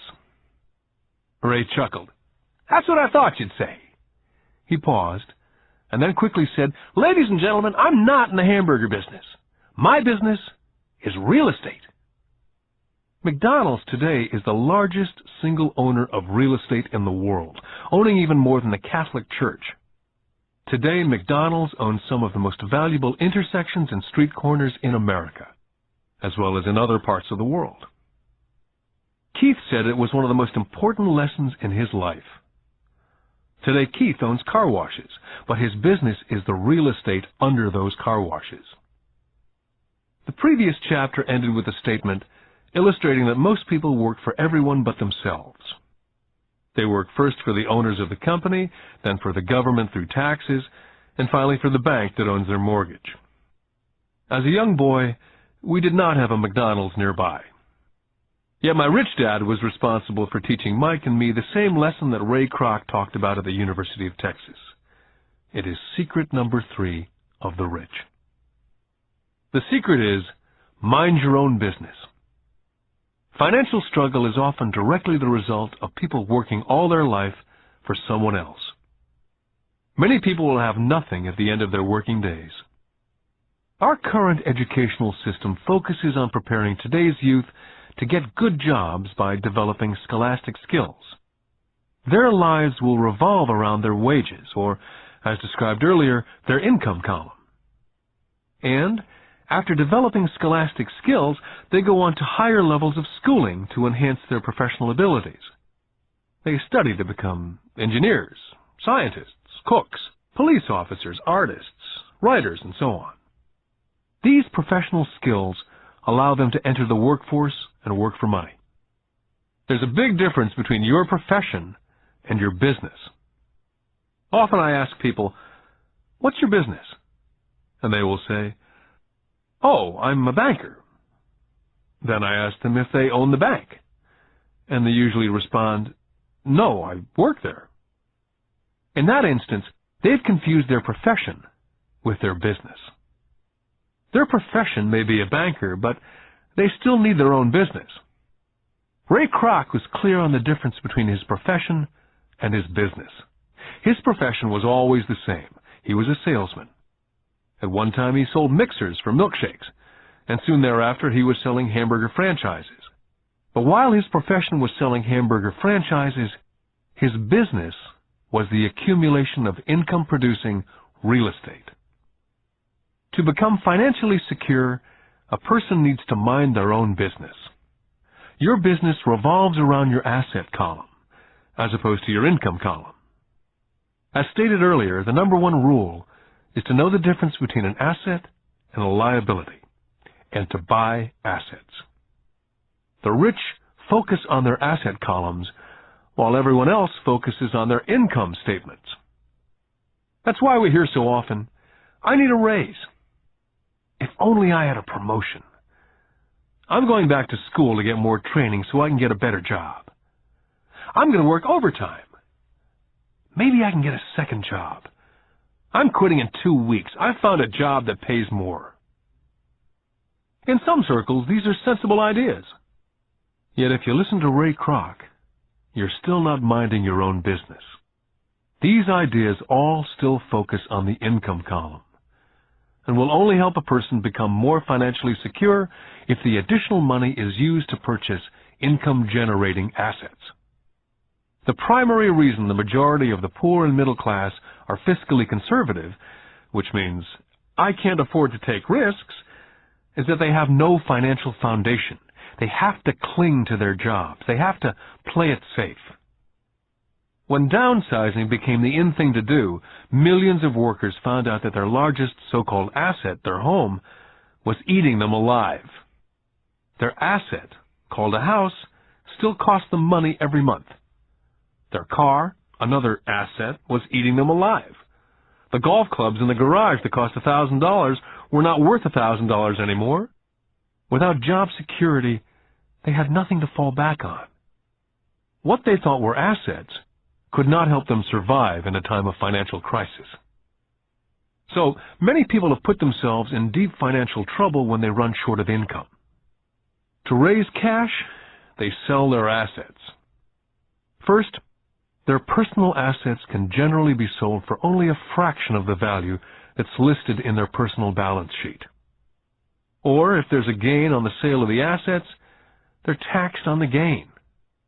So again, the government takes its share of the gain, thus reducing the amount available to help them out of debt.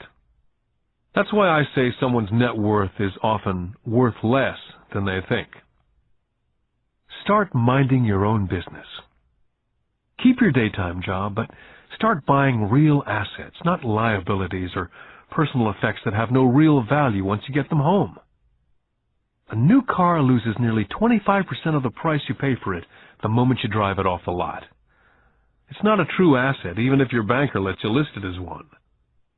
My $400 new titanium driver was worth $150 the moment I teed off.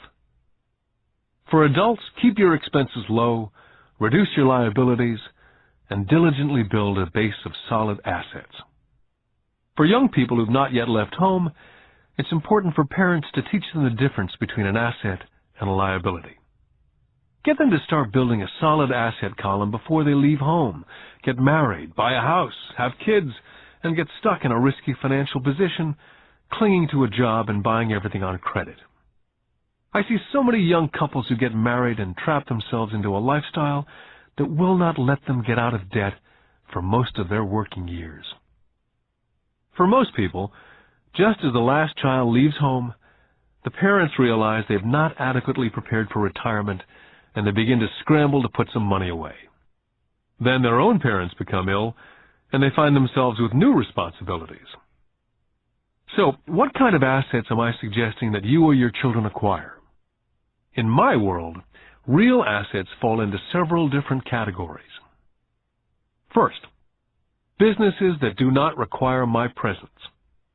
I own them, but they're managed or run by other people. If I have to work there, it's not a business. It becomes my job.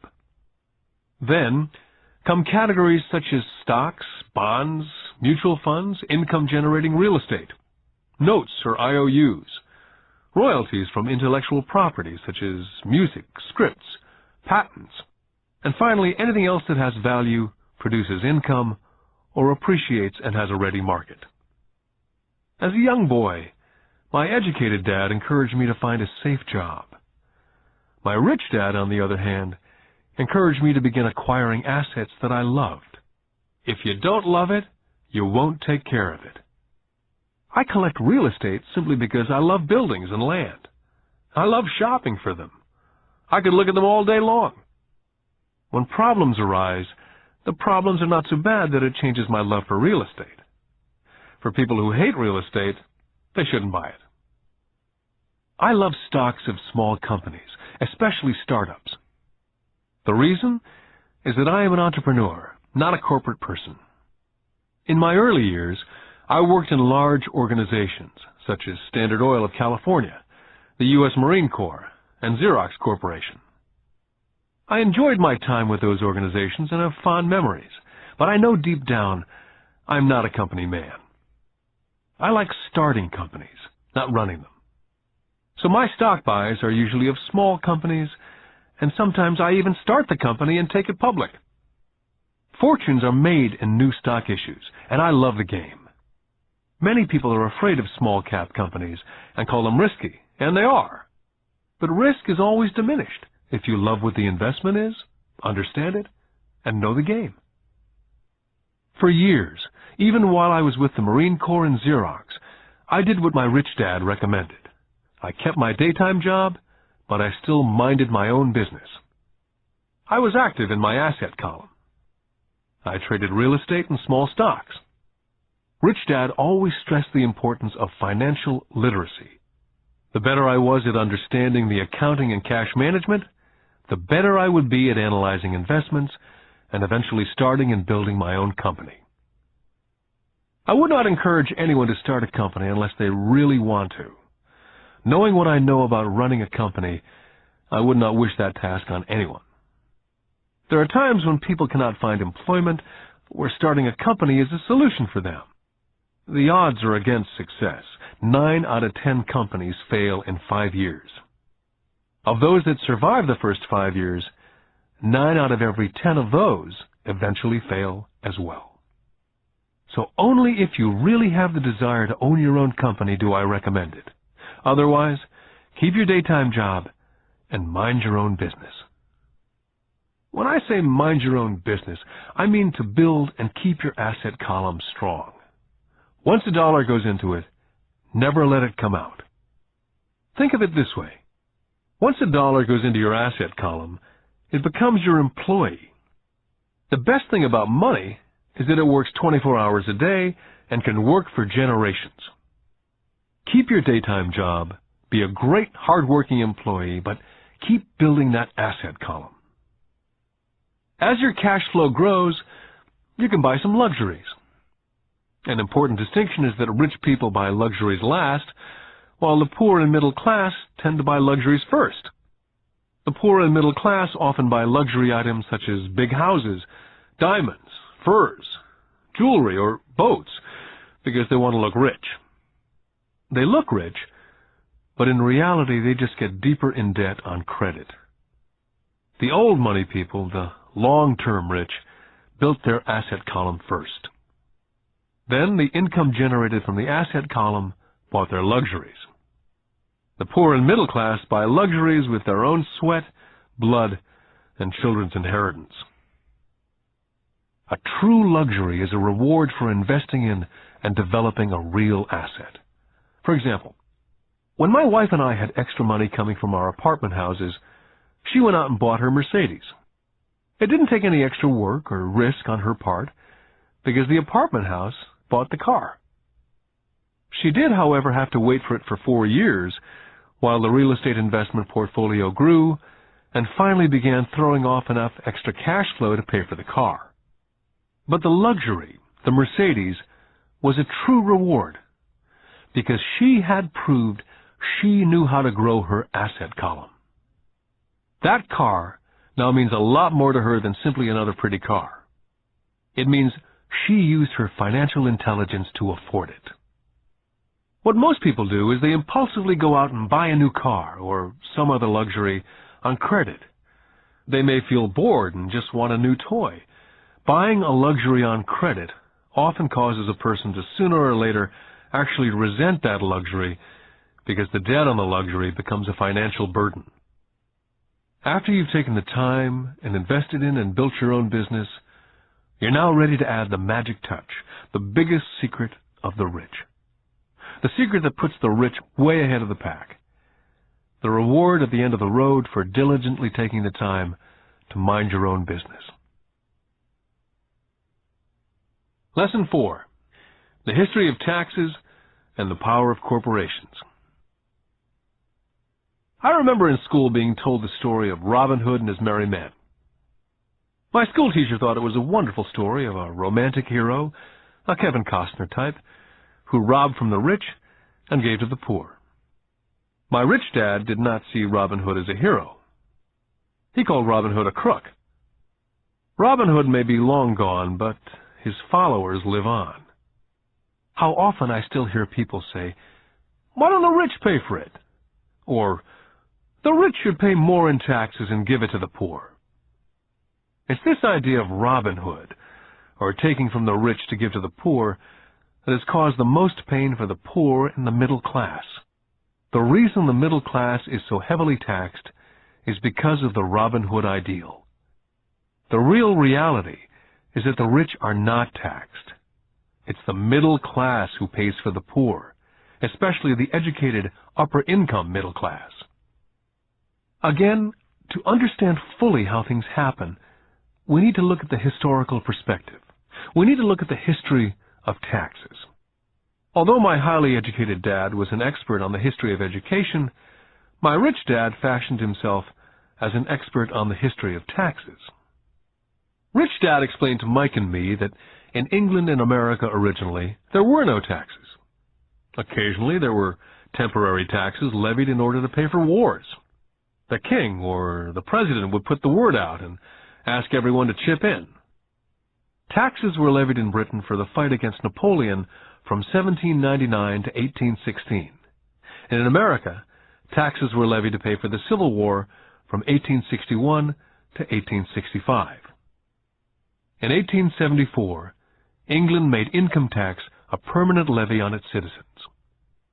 In 1913, an income tax became permanent in the United States with the adoption of the 16th Amendment to the Constitution.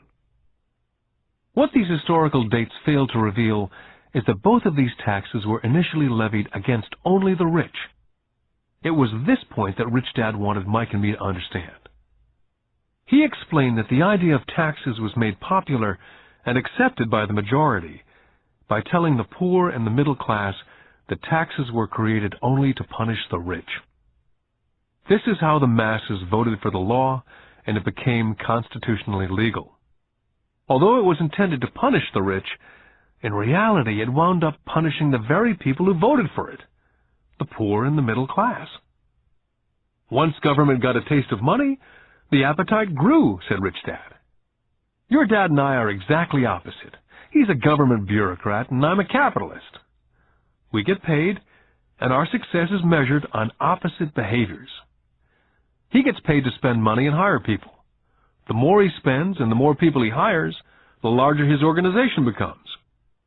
In the government, the larger his organization, the more he's respected.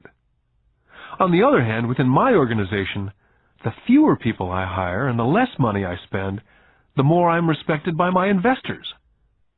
That's why I don't like government people. They have different objectives from most business people. As the government grows, more and more tax dollars will be needed to support it. As I said, the passage of taxes was only possible because the masses believed in the Robin Hood theory of economics, which was to take from the rich and give to everyone else. The problem was that the government's appetite for money was so great that taxes soon needed to be levied on the middle class, and from there it kept trickling down. The rich, on the other hand, saw an opportunity. They did not play by the same set of rules. As I've stated, the rich already knew about corporations, which became popular in the days of sailing ships. The rich created the corporation as a vehicle to limit their risk to the assets of each voyage. The rich put their money into a corporation to finance the voyage. The corporation would then hire a crew to sail to the New World to look for treasures. If the ship was lost, the crew lost their lives, but the loss to the rich would be limited only to the money they invested for that particular voyage.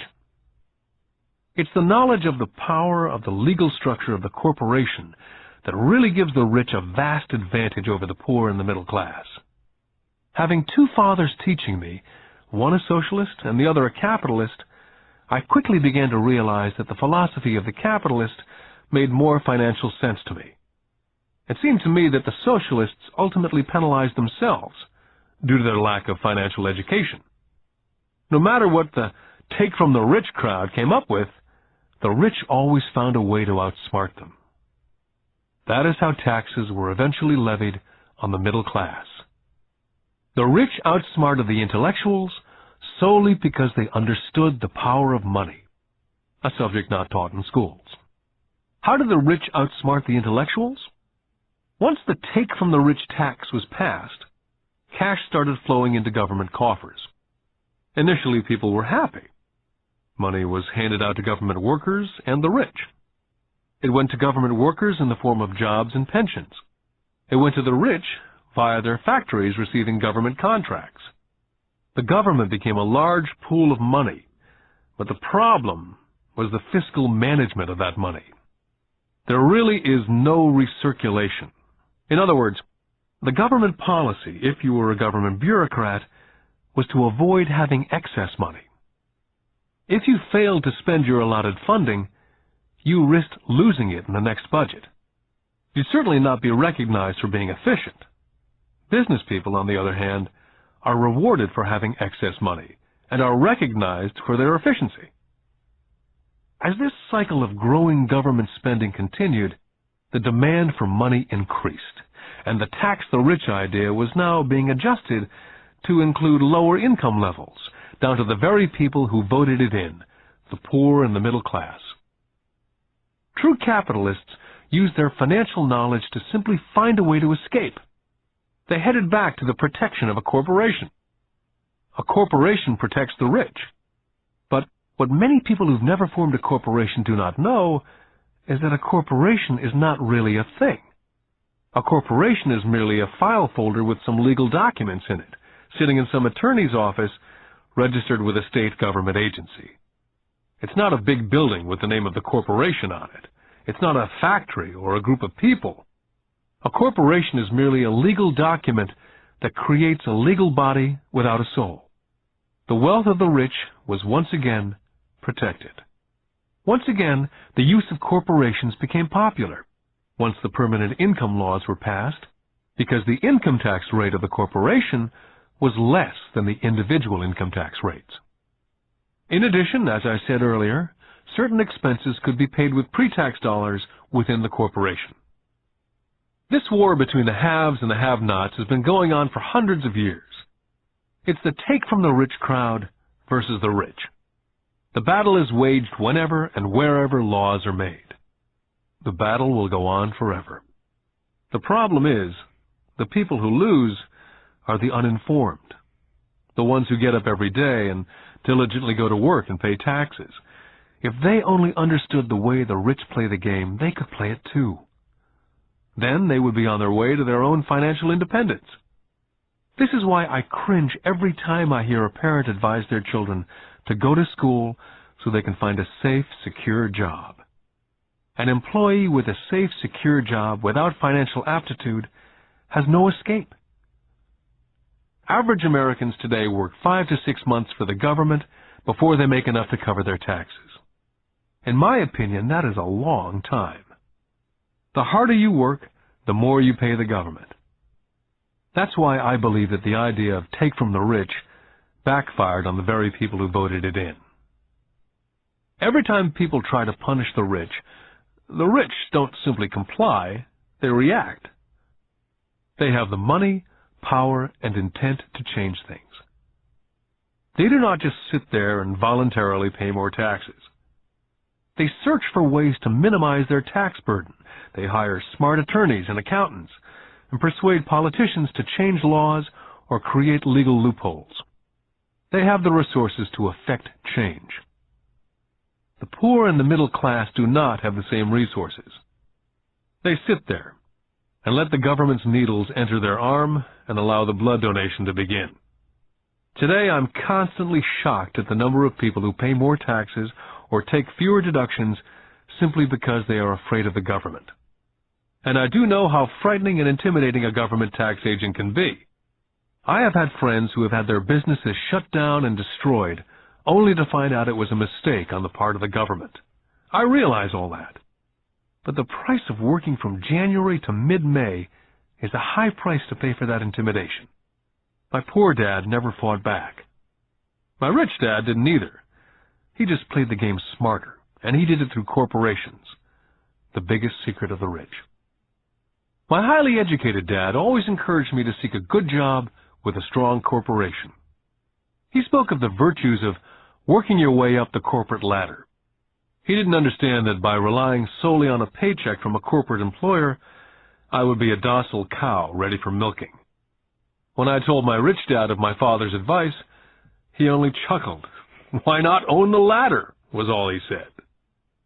As a young boy, I didn't understand what Rich Dad meant by owning my own corporation. It was an idea that seemed impossible and intimidating. Although I was excited by the idea, my youth would not let me envision the possibility that grown-ups would someday work for a company I would own. The point is, if not for my rich dad, I would have probably followed my educated dad's advice. It was merely the occasional reminder of my rich dad that kept the idea of owning my own corporation alive and kept me on a different path. By the time I was 15 or 16, I knew I was not going to continue down the path my educated dad was recommending. I did not know how I was going to do it, but I was determined not to head in the direction most of my classmates were heading. That decision changed my life. It was not until I was in my mid-20s that my rich dad's advice began to make more sense. I was just out of the Marine Corps and working for Xerox. I was making a lot of money, but every time I looked at my paycheck, I was always disappointed. The deductions were so large, and the more I worked, the greater the deductions. As I became more successful, my bosses talked about promotions and raises. It was flattering, but I could hear my rich dad asking me in my ear, "Who are you working for? Who are you making rich?" In 1974, while still an employee for Xerox, I formed my first corporation and began minding my own business. There were already a few assets in my asset column, but now I was determined to focus on making it bigger. Those paychecks with all the deductions made all the years of my rich dad's advice make total sense. I could see the future if I followed my educated dad's advice. Many employers feel that advising their workers to mind their own business is bad for business. I'm sure it can be for certain individuals, but for me, focusing on my own business, developing assets, made me a better employee. I now had a purpose. I came in early and worked diligently, amassing as much money as possible so I could begin investing in real estate. Hawaii was just set to boom, and there were fortunes to be made. The more I realized we were in the beginning stages of a boom, the more Xerox machines I sold. The more I sold, the more money I made, and of course, the more deductions there were from my paycheck. It was inspiring. I wanted out of the trap of being an employee so badly that I worked harder, not less. By 1978, I was consistently one of the top 5 salespeople in sales, often number 1. I badly wanted out of the rat race. In less than 3 years, I was making more in my own little corporation, which was a real estate holding company, than I was making at Xerox. And the money I was making in my asset column in my own corporation was money working for me, not me pounding on doors selling copiers. My rich dad's advice made much more sense. Soon the cash flow from my properties was so strong that my company bought me my first Porsche. My fellow Xerox salespeople thought I was spending my commissions. I wasn't. I was investing my commissions in assets. My money was working hard to make more money. Each dollar in my asset column was a great employee, working hard to make more employees and buy the boss a new Porsche with before-tax dollars. I began to work harder for Xerox. The plan was working, and my Porsche was the proof. By using the lessons I learned from my rich dad, I was able to get out of the proverbial rat race of being an employee at an early age. It was made possible because of the strong financial knowledge I'd acquired through these lessons. Without this financial knowledge, which I call my financial IQ, my road to financial independence would have been much more difficult. I now teach others through financial seminars in the hope that I may share my knowledge with them. Whenever I do my talks, I remind people that financial IQ is made up of knowledge from 4 broad areas of expertise. The first area is accounting, what I call financial literacy, a vital skill if you want to build an empire. The more money you're responsible for, the more accuracy is required, or the house comes tumbling down. This is the left brain side, or the details. Financial literacy is the ability to read and understand financial statements. This ability allows you to identify the strengths and weaknesses of any business. The second is investing, what I call the science of money-making money. This involves strategies and formulas. This is the right brain side, or the creative side. Next, you must obtain expertise in understanding markets, the science of supply and demand. There's a need to know the technical aspects of the market, which is emotion-driven. The Tickle Me Elmo doll during Christmas 1996 is a case of technical or emotion-driven market. The other market factor is the fundamental or the economic sense of an investment. Does an investment make sense, or does it not make sense based on the current market conditions? Finally, you must understand the law. For instance, utilizing a corporation wrapped around the technical skills of accounting, investing, and markets can aid explosive growth. An individual with the knowledge of the tax advantages and protection provided by a corporation can get rich so much faster than someone who's an employee or a small business sole proprietor. It's like the difference between someone walking and someone flying. The difference is profound when it comes to long-term wealth. A corporation can do so many things that an individual cannot, like pay for expenses before it pays taxes. That is a whole area of expertise that is so exciting, but not necessary to get into unless you have sizable assets or a business. Employees earn and get taxed, and they try to live on what's left. A corporation earns, spends everything it can, and is taxed on anything that's left. It's one of the biggest legal tax loopholes that the rich use. They're easy to set up and are not expensive if you own investments that are producing good cash flow. For example, by owning your own corporation, car payments, insurance, repairs are company expenses. Most restaurant meals are partial expenses, and on and on. All are paid for legally with pre-tax dollars. Lesson 5.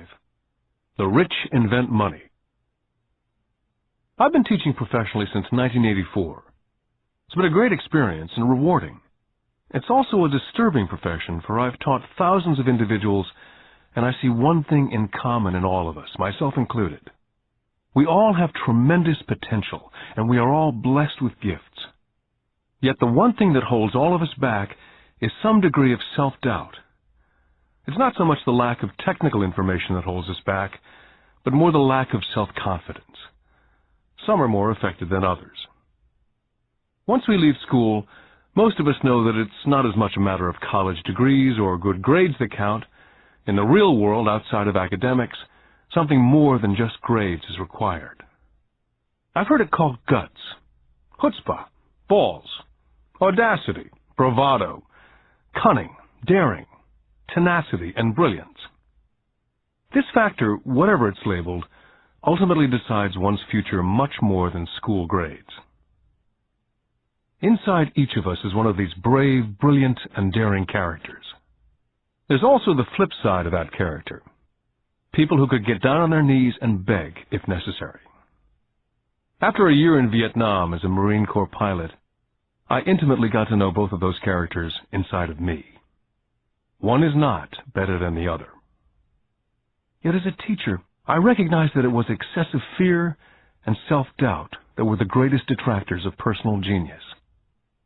It broke my heart to see students know the answers, yet lack the courage to act on the answer. Often in the real world, it's not the smart that get ahead, but the bold. In my personal experience, your financial genius requires both technical knowledge as well as courage. If fear is too strong, the genius is suppressed. In my classes, I strongly urge students to learn to take risks, to be bold, to let their genius convert that fear into power and brilliance. It works for some and just terrifies others. I've come to realize that for most people, when it comes to the subject of money, they would rather play it safe. I've had to field questions such as, why take risks? Why should I bother developing my financial IQ? Why should I become financially literate? And I answer, just to have more options. There are huge changes up ahead. There will be 100 people like Bill Gates and hugely successful companies like Microsoft created every year, all over the world. And there also will be many more bankruptcies, layoffs, and downsizing. So why bother developing your financial IQ? Because if you do, you will prosper greatly. And if you don't, this period of time will be a frightening one. Land was wealth 300 years ago. So the person who owned the land owned the wealth. Then it was factories and production. And America rose to dominance. The industrialist owned the wealth. Today, it's information. And the person who has the most timely information owns the wealth. The problem is, information flies all around the world at the speed of light. The new wealth cannot be contained by boundaries and borders as lands and factories were. The changes will be faster and more dramatic. There will be a dramatic increase in the number of new multimillionaires. There also will be those who are left behind. Today I find so many people struggling, often working harder, simply because they cling to old ideas. They want things to be the way they were. They resist change. I know people who are losing their jobs or their houses, and they blame technology or the economy or their boss. Sadly, they fail to realize that they might be the problem. Old ideas are their biggest liability. It's a liability simply because they fail to realize that while that idea or way of doing something was an asset yesterday, yesterday is gone. One afternoon I was teaching investing using a game I'd invented, cash flow, as a teaching tool. A friend had brought someone along to attend the class. This friend of a friend was recently divorced, had been badly burned in the divorce settlement, and was now searching for some answers. Her friend thought the class might help. The game was designed to help people learn how money works. In playing the game, they learn about the interaction of the income statement with the balance sheet. They learn how cash flows between the two, and how the road to wealth is through striving to increase your monthly cash flow from the asset column to the point that it exceeds your monthly expenses. Once you accomplish this, you're able to get out of the rat race and onto the fast track. As I've said, some people hate the game, some love it, and others miss the point. This woman missed a valuable opportunity to learn something. In the opening round, she drew a doodad card with the boat on it. At first she was happy. Oh, I've got the boat! Then, as her friend tried to explain how the numbers worked on her income statement and balance sheet, she got frustrated because she had never liked math. The rest of her table waited while her friend continued explaining the relationship between the income statement, balance sheet, and monthly cash flow. Suddenly, when she realized how the numbers worked, it dawned on her that her boat was eating her alive. Later on in the game, she was also downsized and had a child. It was a horrible game for her. After the class, her friend came by and told me that she was upset. She'd come to the class to learn about investing and did not like the idea that it took so long to play a silly game. Her friend attempted to tell her to look within herself, to see if it reflected on herself in any way. With that suggestion, the woman demanded her money back. She said that the very idea that a game could be a reflection of her was ridiculous. Her money was promptly refunded, and she left. Since 1984, I have made millions simply by doing what the school system does not. In school, most teachers lecture. I hated lectures as a student. I was soon bored, and my mind would drift. In 1984, I began teaching via games and simulations. I always encouraged adult students to look at games as reflecting back to what they know and what they needed to learn. Most importantly, a game reflects back on one's behavior. It's an instant feedback system. Instead of the teacher lecturing you, the game is feeding back a personalized lecture, custom-made just for you. The friend of the woman who left later called to give me an update. She said her friend was fine and had calmed down. In her cooling-off period, she could see some relationships between the game and her life. Just like a board game, the world is always providing us with instant feedback. We could learn a lot if we tuned in more. One day, not long ago, I complained to my wife that the cleaners must have shrunk my pants. My wife gently smiled and poked me in the stomach to inform me that the pants had not shrunk. Something else had expanded. Me. The game Cash Flow was designed to give every player personal feedback. The purpose is to give you options. If you draw the boat card and it puts you into debt, the question is, now what can you do? How many different financial options can you come up with? That's the purpose of the game. To teach players to think and create new and various financial options. I've watched this game played by more than 1,000 people. The people who get out of the rat race in the game the quickest are the people who understand numbers and have creative financial minds. They recognize different financial options. People who take the longest are people who aren't familiar with numbers and often do not understand the power of investing. Rich people are often creative and take calculated risks. There have been people playing Cash Flow who gain lots of money in the game, but they don't know what to do with it. Most of them have not been financially successful in real life either. Everyone else seems to be getting ahead of them, even though they have money. And that's true in real life. There are a lot of people who have a lot of money and do not get ahead financially. Limiting your options is the same as hanging on to old ideas. I have a friend from high school who now works at 3 jobs. 20 years ago, he was the richest of all my classmates. When the local sugar plantation closed, the company he worked for went down with the plantation. In his mind, he had the one option, and that was the old option: work hard.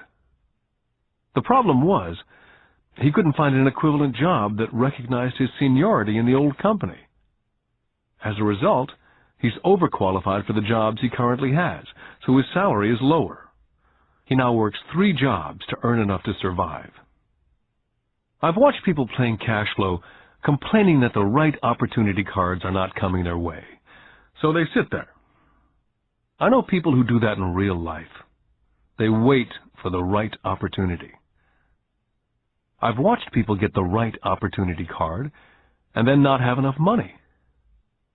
Then they complain they would have gotten out of the rat race if they'd had more money. So they sit there. I know people in real life who do that also. They see all the great deals, but they have no money. And I have people pull a great opportunity card, read it out loud, and have no idea that it's a great opportunity. They have the money, the time is right, they have the card, but they can't see the opportunity staring at them. They fail to see how it fits into their financial plan for escaping the rat race. And I know more people like that than all the others combined. Most people have an opportunity of a lifetime flash right in front of them, and they fail to see it. A year later, They find out about it after everyone else got rich. Financial intelligence is simply having more options. If the opportunities aren't coming your way, what else can you do to improve your financial position? If an opportunity lands in your lap and you have no money and the bank won't talk to you, what else can you do to get the opportunity to work in your favor? If your hunch is wrong and what you've been counting on doesn't happen, how can you turn a lemon into millions? That is financial intelligence. It's not so much what happens, but how many different financial solutions you can think of to turn a lemon into millions. It's how creative you are in solving financial problems. Most people only know one solution: work hard, save, and borrow. So why would you want to increase your financial intelligence? Because you want to be the kind of person who creates your own luck. You can take whatever happens and make it better. Few people realize that luck is created, just as money is. And if you want to be luckier and create money instead of working hard, then your financial intelligence is important. If you're the kind of person who's waiting for the right thing to happen, you might wait for a long time. It's like waiting for all the traffic lights to be green for 5 miles before starting the trip. As young boys, Mike and I were constantly told by my rich dad that money is not real. Rich Dad occasionally reminded us of how close we came to the secret of money on that first day we got together and began making money out of plaster of Paris. The poor and middle class work for money, he would say. The rich make money. The more real you think money is, the harder you will work for it. If you can grasp the idea that money is not real, you will grow richer faster. What is it? Was a question Mike and I often came back with. What is money if it's not real? What we agree it is, was all Rich Dad would say. The single most powerful asset we all have is our mind. If it's trained well, it can create enormous wealth in what seems to be an instant. I'll give you a simple example of creating money. In the early 1990s, the economy of Phoenix was horrible. I was watching the TV show Good Morning America when a financial planner came on and began forecasting doom and gloom. His advice was to save money. Put $100 away every month, he said, and in 40 years you will be a multimillionaire. Well, putting money away every month is a sound idea. It is one option, the option most people subscribe to. The problem is this: it blinds the person from what's really going on. They miss major opportunities for much more significant growth of their money. The world is passing them by. As I said, the economy was terrible at that time. For investors, this is the perfect market condition. A chunk of my money was in the stock market and in apartment houses. I was short of cash. Because everyone was giving stuff away, I was buying. I was not saving money, I was investing. My wife and I had more than $1 million in cash working in a market that was rising fast. It was the best opportunity to invest. The economy was terrible. I just could not pass up these small deals. Houses that were once $100,000 were now $75,000. But instead of shopping at the local real estate office, I began shopping at the bankruptcy attorney's office or the courthouse steps. In these shopping places, a $75,000 house could sometimes be bought for $20,000 or less. For $2,000, which was loaned to me from a friend for 90 days for $200, I gave an attorney a cashier's check as a down payment. While the acquisition was being processed, I ran an ad in the paper advertising a $75,000 house for only $60,000 and no money down. The phone rang hard and heavy. Prospective buyers were screened, and once the property was legally mine, all the prospective buyers were allowed to look at the house. It was a feeding frenzy. The house sold in a few minutes. I asked for a $2,500 processing fee, which they gladly handed over, and the escrow and title company took over from there. I returned the $2,000 to my friend with an additional $200. He was happy, the home buyer was happy, the attorney was happy, and I was happy. I'd sold a house for $60,000 that cost me $20,000. The $40,000 was created from money in my asset column in the form of a promissory note from the buyer. Total working time, 5 hours. During this depressed market, my wife and I were able to do 6 of these simple transactions in our spare time.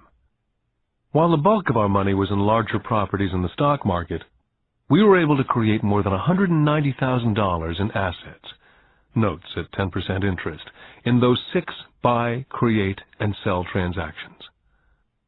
That comes to approximately $19,000 a year income, much of it sheltered through our private corporation. Much of that $19,000 a year goes to pay for our company cars, gas, trips, insurance, dinners with clients, and other things.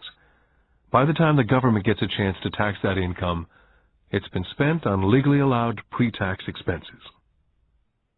This was a simple example of how money is invented, created, and protected using financial intelligence. Ask yourself how long it would take to save $190,000. Would the bank pay you 10% interest on your money? And the note is good for 30 years. I hope they never pay me the $190,000. I have to pay a tax if they pay me the principal.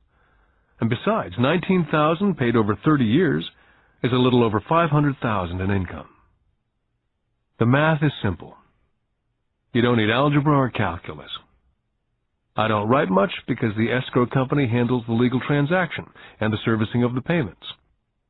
I have no roofs to fix or toilets to unplug because the owners do that. It's their house.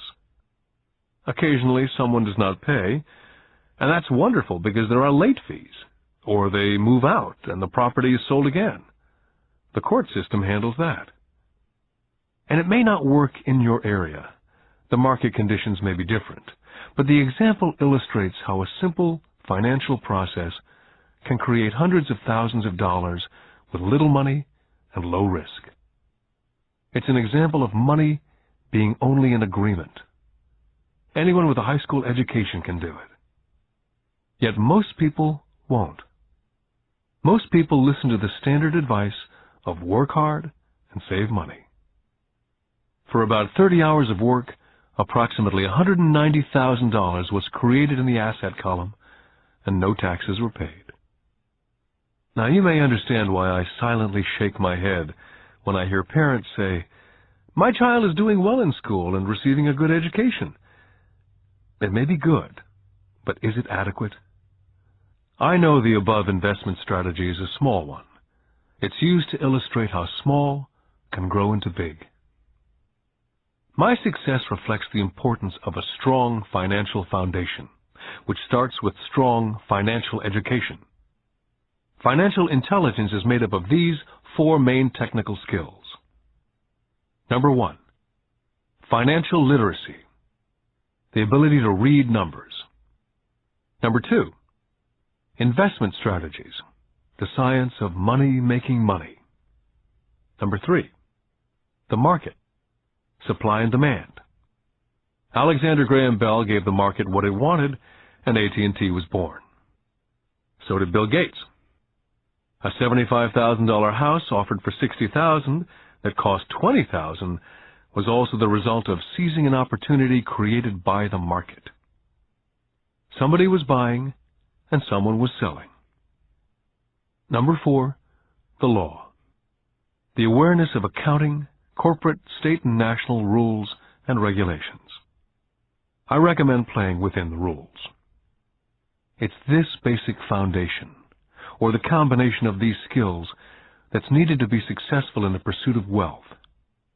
Whether it be through the buying of small homes, large apartments, companies, stocks, bonds, mutual funds, precious metals, baseball cards, or the like.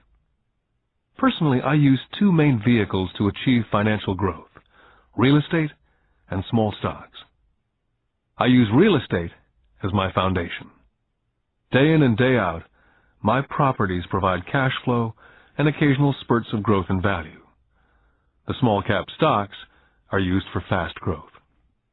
I do not recommend anything that I do, The examples are just that, examples. If the opportunity is too complex, and I do not understand the investment, I don't do it. Simple math and common sense is all that's needed to do well financially.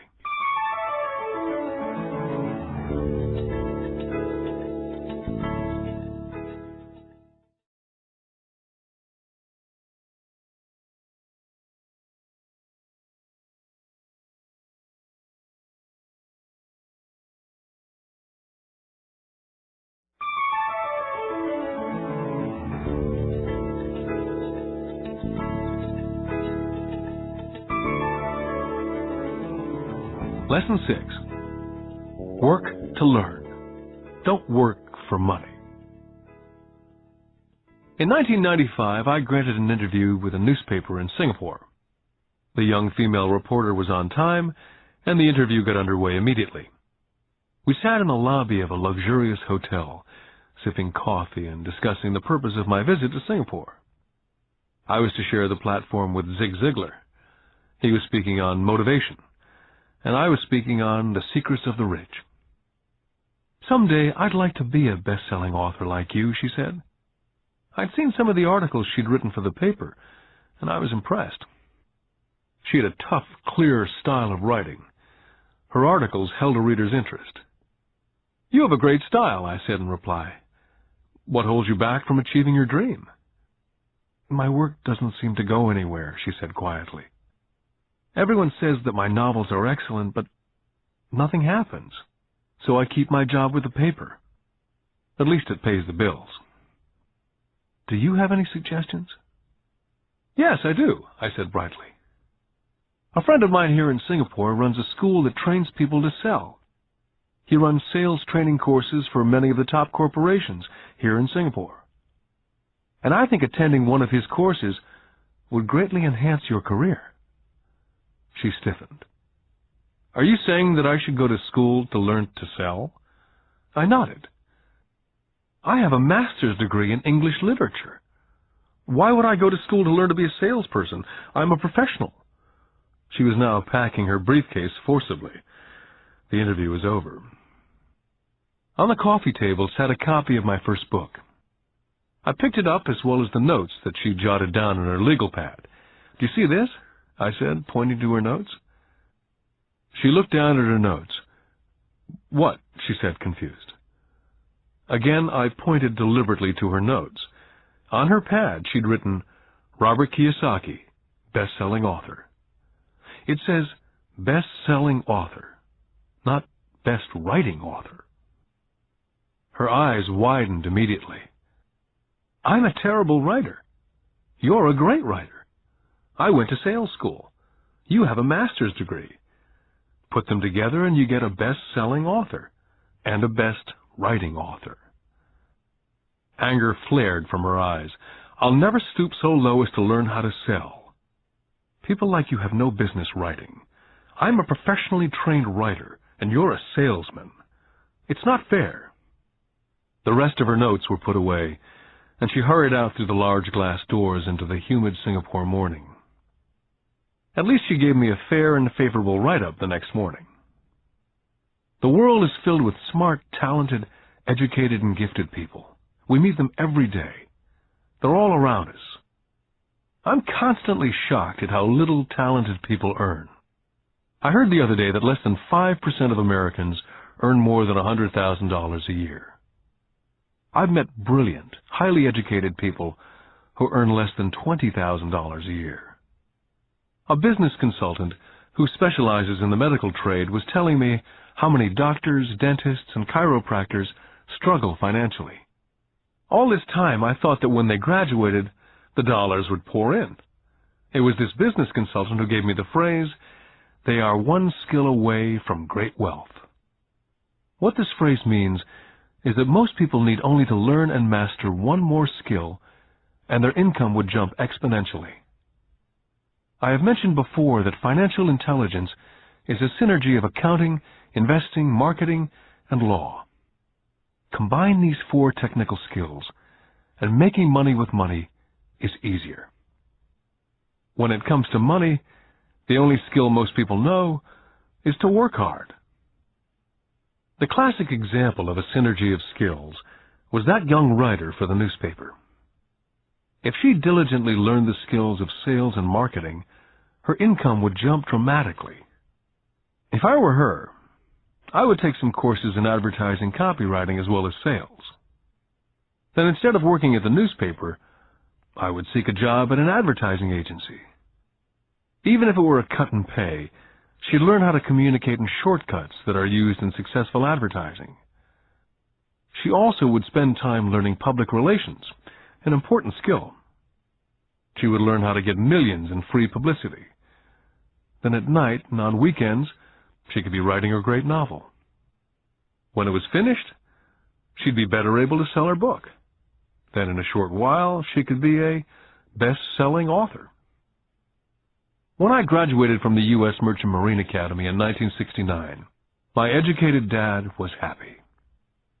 Standard Oil of California had hired me for its oil tanker fleet. I was a third mate, and the pay was low compared with my classmates, but it was okay for a first real job after college. My starting pay was about $42,000 a year, including overtime, and I only had to work for 7 months. I had 5 months of vacation. If I'd wanted to, I could have taken the run to Vietnam with a subsidiary shipping company and easily doubled my pay instead of taking the 5 months vacation. I had a great career ahead of me, yet I resigned after 6 months with the company and joined the Marine Corps to learn how to fly. My educated dad was devastated. Rich Dad congratulated me. In school and in the workplace, the popular opinion is the idea of specialization. That is, in order to make more money or get promoted, you need to specialize. That is why medical doctors immediately begin to seek a specialty, such as orthopedics or pediatrics. The same is true for accountants, architects, lawyers, pilots, and others. My educated dad believed in the same dogma.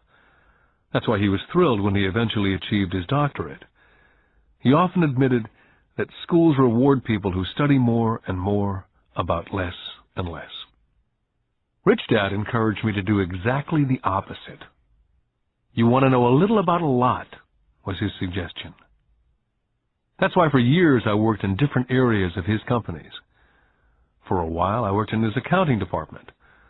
Although I would probably never have been an accountant, he wanted me to learn via osmosis. Rich Dad knew I would pick up jargon and a sense of what's important and what's not. I also worked as a busboy and construction worker, as well as in sales, reservations, and marketing. He was grooming Mike and me. That's why he insisted we sit in on the meetings with his bankers, lawyers, accountants, and brokers. He wanted us to know a little about every aspect of his empire. Educated Dad thought I went to school to learn to be a ship's officer. Rich Dad knew that I went to school to study international trade. So as a student, I made cargo runs navigating large freighters, oil tankers, and passenger ships to the Far East and the South Pacific. Rich Dad emphasized that I stay in the Pacific instead of taking ships to Europe, because he knew that the emerging nations were in Asia, not Europe.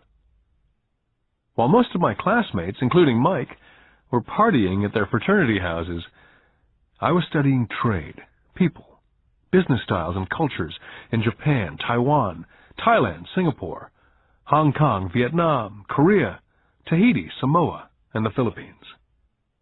I also was partying, but it was not in any frat house. I grew up rapidly. Educated Dad could not understand why I decided to quit and join the Marine Corps. I told him I wanted to learn to fly, but really I wanted to learn to lead troops. Rich Dad explained to me that the hardest part of running a company is managing people.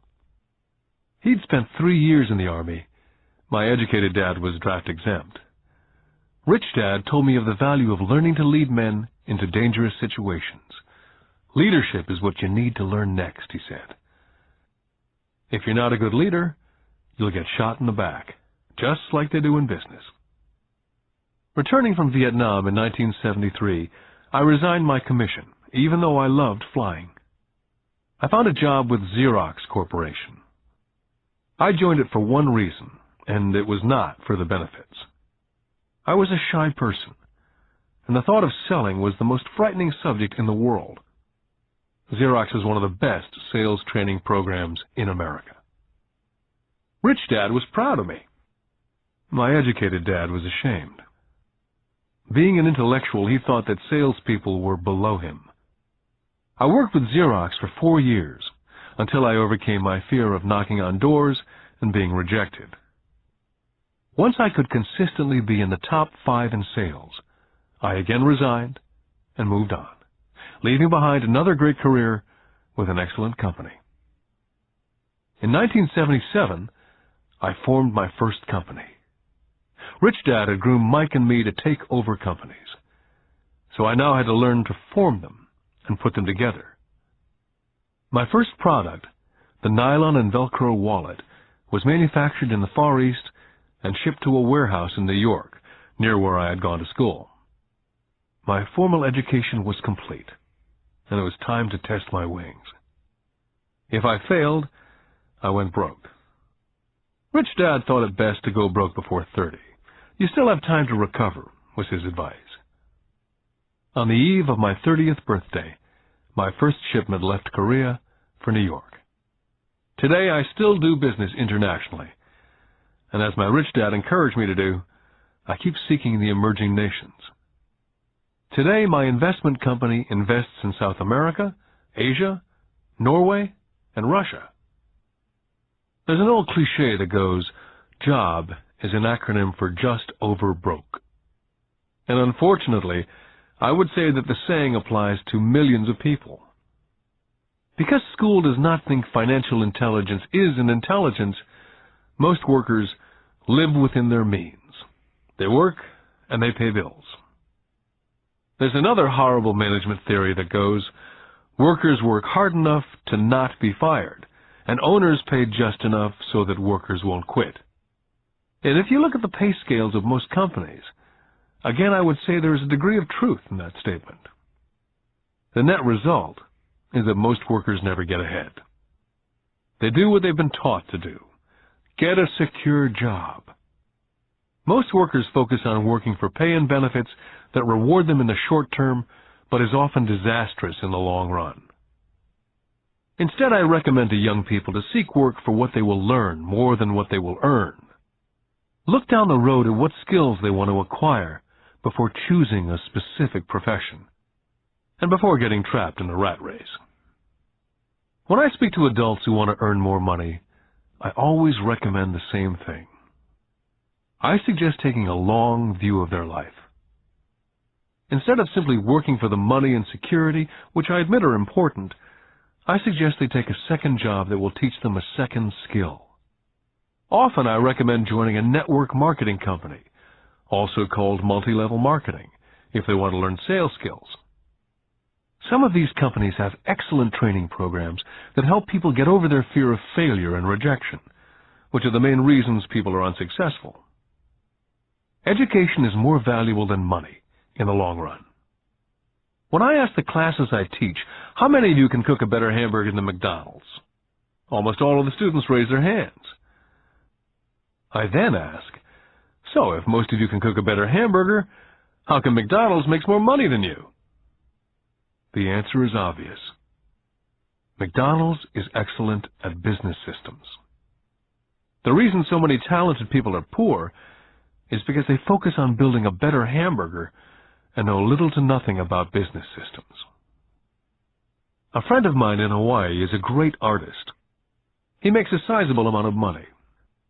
One day his mother's attorney called to tell him that she had left him $35,000.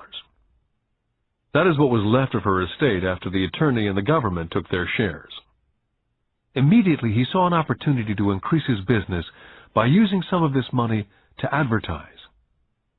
2 months later, his first 4-color full-page ad appeared in an expensive magazine that targeted the very rich. The ad ran for 3 months. He received no replies from the ad, and all of his inheritance is now gone. He now wants to sue the magazine for misrepresentation. This is a common case of someone who can build a beautiful hamburger but knows little about business. When I asked him what he'd learned, his only reply was that advertising salespeople are crooks. I then asked him if he'd be willing to take a course in sales and a course in direct marketing. His reply, "I don't have the time, and I don't want to waste my money." The world is filled with talented poor people.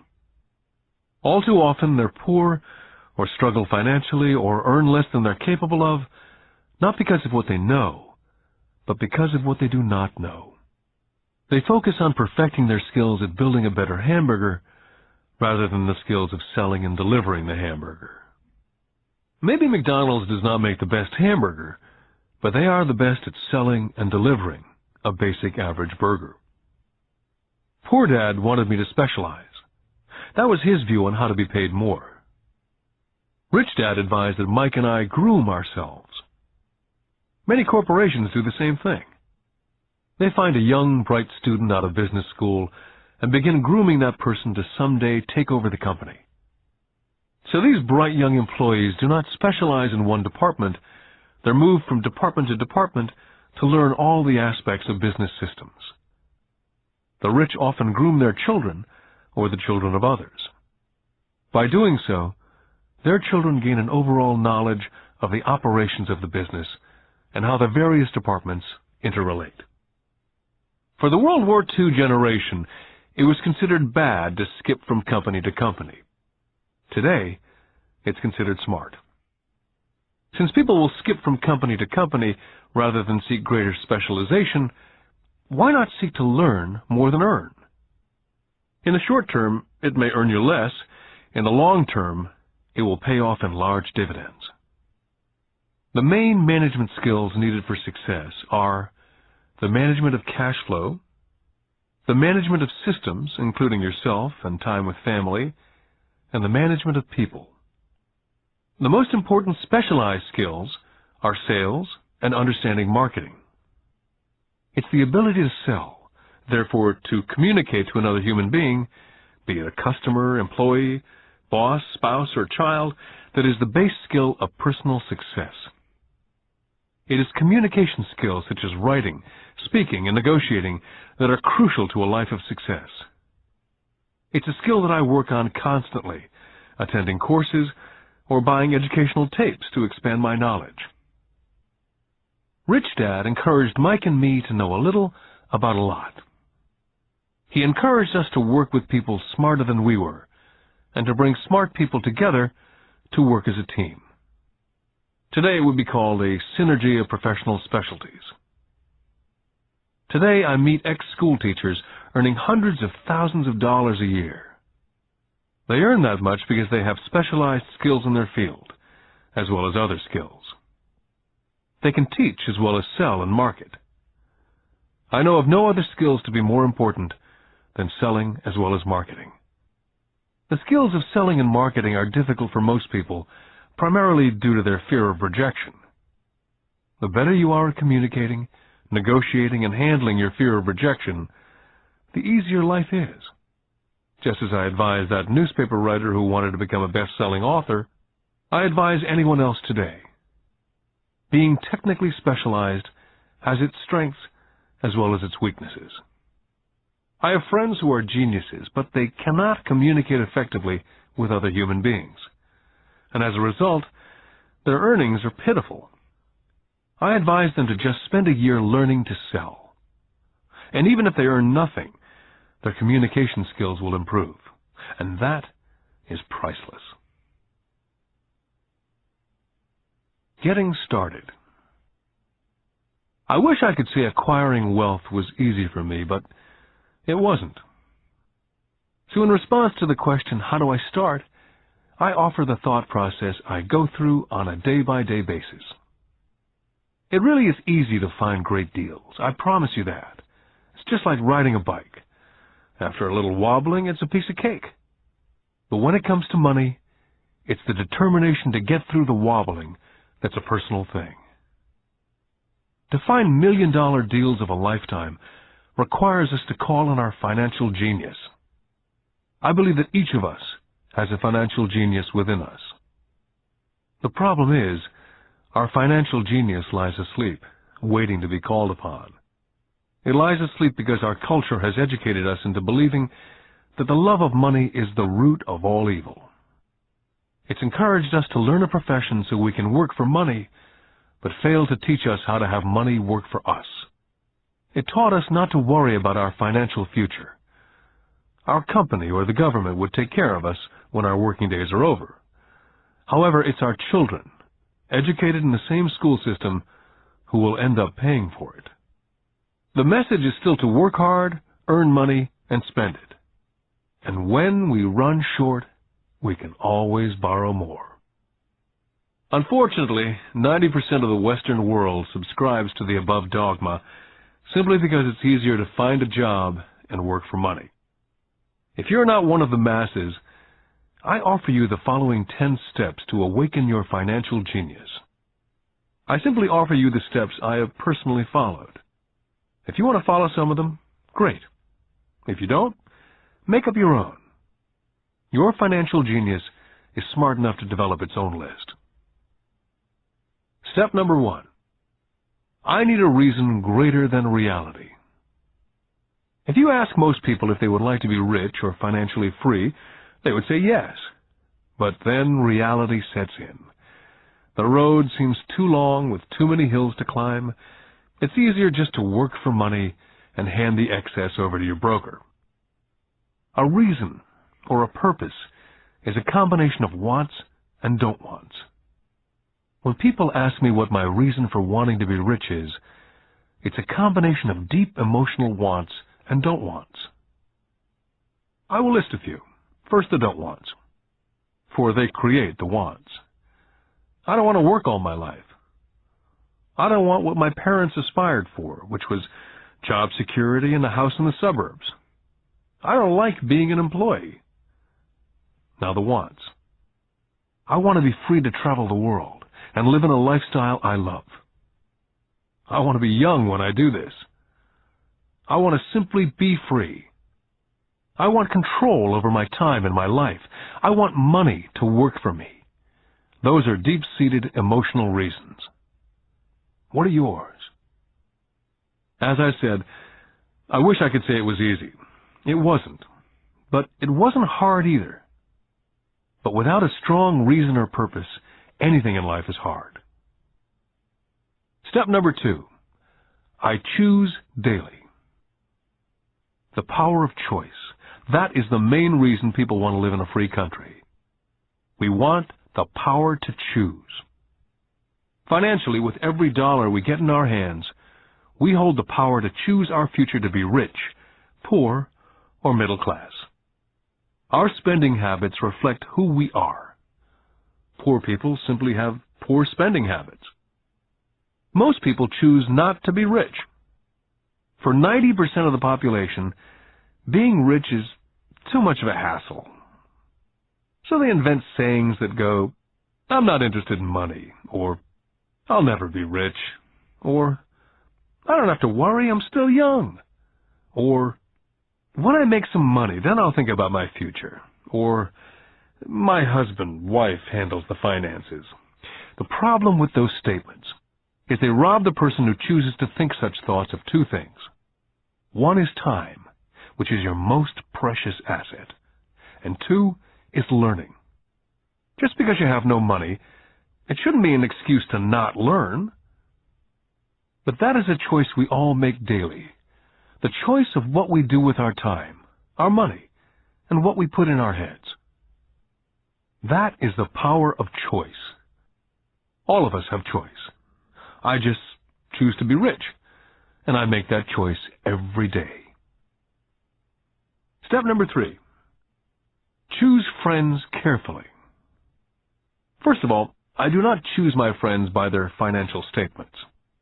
I have friends who have actually taken the vow of poverty, as well as friends who earn millions every year. The point is, I learn from all of them, and I consciously make the effort to learn from them. But there's one distinction that I'd like to point out. I've noticed that my friends with money talk about money, and I do not mean brag. They're interested in the subject. So I learned from them, and they learned from me. My friends whom I know are in dire straits financially do not like talking about money, business, or investing. They often think it rude. So I also learn from my friends who struggle financially. I find out what not to do. Step number 4. Master a formula and then learn a new one. In order to make bread, every baker follows a recipe, even if it's only held in their head. The same is true for making money. That's why money is often called dough. When it comes to money, the masses generally have one basic formula they learned in school, and that is work for money. The formula I see that is predominant in the world is that every day millions of people get up and go to work, earn money, pay bills, balance checkbooks, buy some mutual funds, and go back to work. That is the basic formula or recipe. If you're tired of what you're doing or you're not making enough, it's simply a case of changing the formula via which you make money. Years ago, when I was 26, I took a weekend class called How to Buy Real Estate Foreclosures. I learned a formula. The next trick was to have the discipline to actually put into action what I had learned. That is where most people stop. For 3 years while working for Xerox, I spent my spare time learning to master the art of buying foreclosures. I've made several $1 million using that formula, but today it's too slow, and too many other people are doing it. So after I mastered that formula, I went in search of other formulas. For many of the classes, I did not use the information I learned directly, but I always learned something new. Step number 5. Pay yourself first. The power of self-discipline. If you cannot get control of yourself, do not try to get rich. You might first want to join the Marine Corps or some religious order so you can get control of yourself. It makes no sense to invest, make money, and blow it. It's the lack of self-discipline that causes most lottery winners to go broke soon after winning millions. It's the lack of self-discipline that causes people who get a raise to immediately go out and buy a new car or take a cruise. It's difficult to say which of the 10 steps is the most important, but of all the steps, this step is probably the most difficult to master if it's not already a part of your makeup. I would venture to say that it's the lack of personal self-discipline that is the number one delineating factor between the rich, poor, and middle class. I do not take the saying, pay yourself first, lightly. The Richest Man in Babylon by George Clason is where the statement, pay yourself first, comes from. Millions of copies have been sold. But while millions of people freely repeat that powerful statement, few follow the advice. For those who do follow it, their financial statement, income statement, and balance sheet shows income flowing into assets and assets supplying income. Each month, these people allocate money to their asset column before they pay their monthly expenses. Although millions of people have read Clason's book and understand the words pay yourself first, in reality they pay themselves last. Now I can hear the howls from those of you who sincerely believe in paying your bills first. And I can hear all the responsible people who pay their bills on time. I'm not saying be irresponsible and not pay your bills. All I'm saying is do what the program says, which is pay yourself first. The reason I don't have high credit card debt and doodad debt is because I want to pay myself first. Although I pay my bills last, I am financially astute enough to not get into a tough financial situation. To ensure paying yourself first, don't get into large debt positions that you have to pay for. Keep your expenses low. Build up assets first. Then, buy the big house or a nice car. Being stuck in the rat race is not intelligent. And when you come up short, let the pressure build and don't dip into your savings or investments. Use the pressure to inspire your financial genius to come up with new ways of making more money and then pay your bills. you will have increased your ability to make more money as well as your financial intelligence. Step number 6. Pay your brokers well. I often see people posting a sign in front of their house that says, "For sale by owner." Or I see on TV today many people claiming to be discount brokers. My rich dad taught me to take the opposite tack. He believed in paying professionals well, and I have adopted that policy also. Today I have expensive attorneys, accountants, real estate brokers, and stockbrokers. Why? Because if, and I do mean if, the people are professionals, their services should make you money. And the more money they make, the more money I make. We live in an information age. Information is priceless. A good broker should provide you with information as well as take the time to educate you as to its meaning. Step number 7. Be an Indian giver. This is the power of getting something for nothing. When the first white settlers came to America, they were taken aback by a cultural practice some American Indians had. For example, if a settler was cold, the Indian would give the person a blanket. Mistaking it for a gift, the settler was often offended when the Indian asked for it back. The Indians also got upset when they realized the settlers did not want to give it back. That is where the term Indian giver came from. A simple cultural misunderstanding. In the world of the asset column, being an Indian giver is vital to wealth. The sophisticated investor's first question is, how fast do I get my money back? They also want to know what they get for free, also called a piece of the action. That is why the ROI, or return of and on investment, is so important.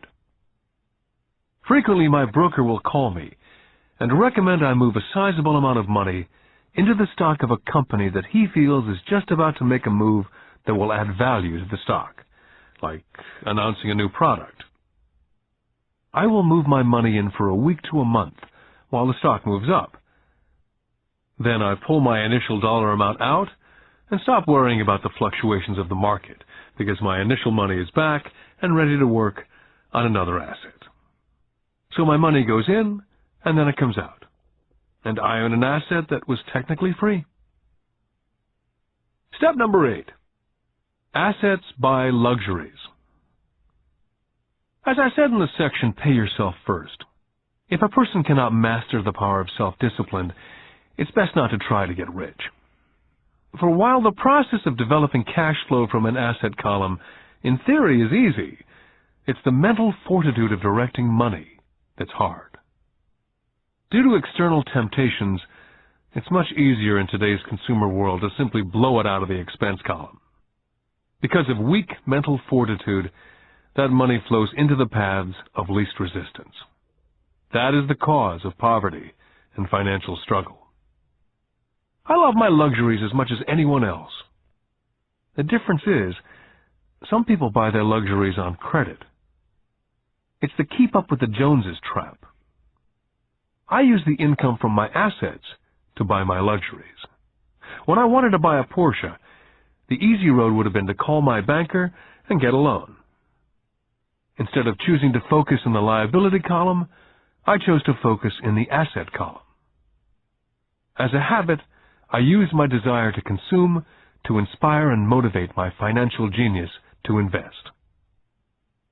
Too often today, we focus on borrowing money to get the things we want, instead of focusing on creating money.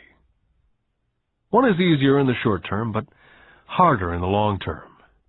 It's a bad habit that we as individuals and as a nation have gotten into. Remember, the easy road often becomes hard, and the hard road often becomes easy. The earlier you can train yourself and those you love to be masters of money, the better. Money is a powerful force. Unfortunately, people use the power of money against them. If your financial intelligence is low, money will run all over you. It will be smarter than you. If money is smarter than you will work for it all your life. Step number 9. The need for heroes. When I was a kid, I greatly admired Willie Mays, Hank Aaron, Yogi Berra. They were my heroes. As a kid playing Little League, I wanted to be just like them. I treasured their baseball cards. I wanted to know everything about them. I knew the stats, the RBI, the ERAs, their batting averages, how much they got paid, and how they came up from the minors. I wanted to know everything because I wanted to be just like them. Every time, as a 9 or 10-year-old kid, when I stepped up to bat or played first base or catcher, it wasn't me. I was Yogi or Hank. It's one of the most powerful ways we learn that we often lose as adults. We lose our heroes. We lose our naivete. I have new heroes as I grow older. I have golf heroes such as Peter Jacobsen, Fred Couples, and Tiger Woods. I copy their swings and do my best to read everything I can about them. I also have heroes such as Donald Trump, Warren Buffett, Peter Lynch, George Soros, and Jim Rogers. In my older years, I know their stats, just like I knew the ERAs and RBI of my baseball heroes.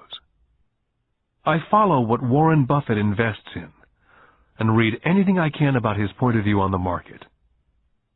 I read Peter Lynch's book to understand how he chooses stocks. And I read about Donald Trump, trying to find out how he negotiates and puts deals together.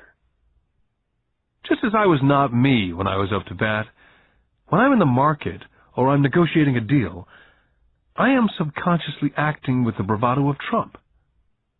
Or when analyzing a trend, I look at it as though Peter Lynch were doing it. By having heroes, we tap into a tremendous source of raw genius. But heroes do more than simply inspire us. Heroes make things look easy. It's the making it look easy that convinces us to want to be just like them. If they can do it, so can I. Step number 10. Teach and you shall receive. Both of my dads were teachers. My rich dad taught me a lesson I've carried all my life, and that was the necessity of being charitable or giving. My educated dad gave a lot by the way of time and knowledge, but almost never gave money. As I said, he usually said that he would give when he had some extra money. Of course, there was rarely any extra. My rich dad gave money as well as education. He believed firmly in tithing. If you want something, you first need to give, he would always say. When he was short of money, he simply gave money to his church or to his favorite charity. If I could leave one single idea with you, it's that idea. Whenever you feel short or in need of something, give what you want first, and it will come back in buckets. That's true for money, a smile, love, friendship. I know it's often the last thing a person may want to do, but it's always worked for me. I just trust that the principle of reciprocity is true, and I give what I want. My rich dad would often say, poor people are more greedy than rich people. He would explain that if a person was rich, that person was providing something that other people wanted.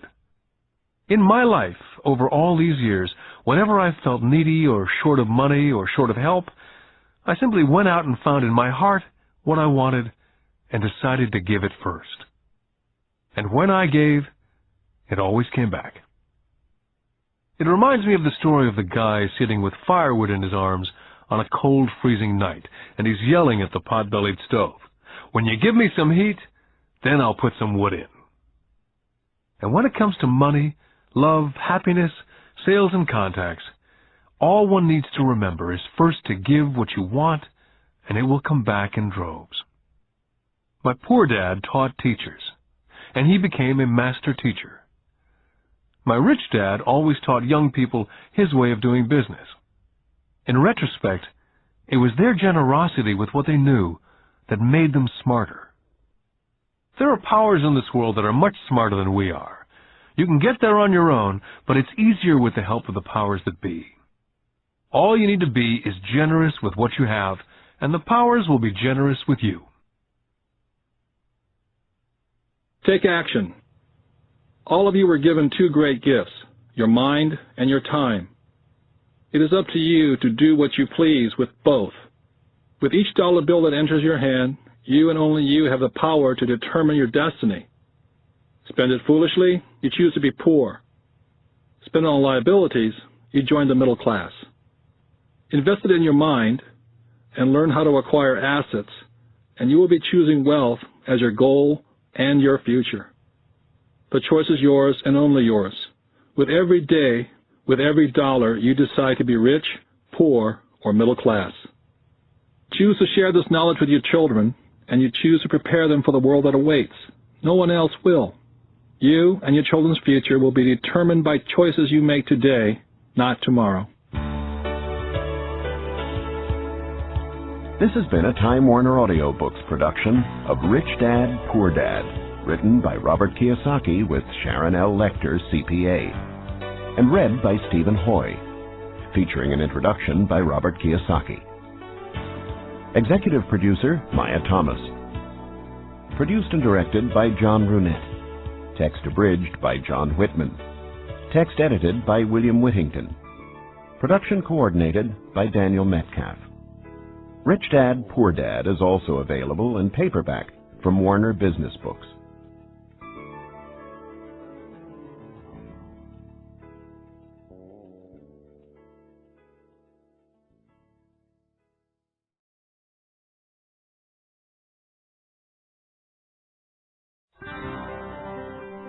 Here's a sample from audio bestseller Rich Dad's Cash Flow Quadrant, a guide to financial freedom, written by Robert T. Kiyosaki with Sharon L. Lecter, CPA.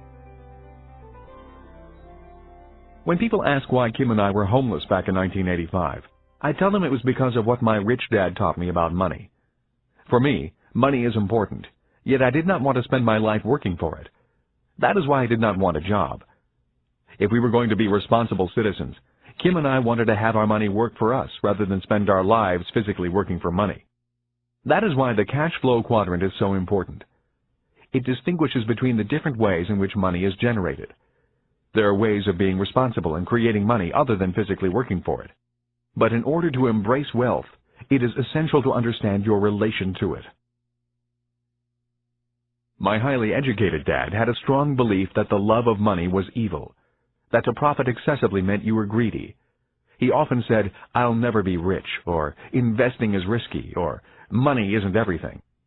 My rich dad had a different point of view. He thought it foolish to spend your life working for money and pretend that money was not important. Rich Dad believed that life was more important than money, but money was important for supporting life. He often said, "You only have so many hours a day, and you can only work so hard. So why work hard for money? Learn to have money, and people work hard for you, and you can be free to do the things that are important." To my rich dad, what was important was to have lots of time to raise his kids, to have money to donate to charities and projects he supported, to bring jobs and financial stability to the community, to have time and money to take care of his health, and to be able to travel the world with his family. "Those things take money," said Rich Dad. "That is why money is important to me. Money is important, but I don't want to spend my life working for it." It was my rich dad who often referred to the cash flow quadrant when I was a young boy. He would explain to me the difference between someone who was successful on the left side versus the right side.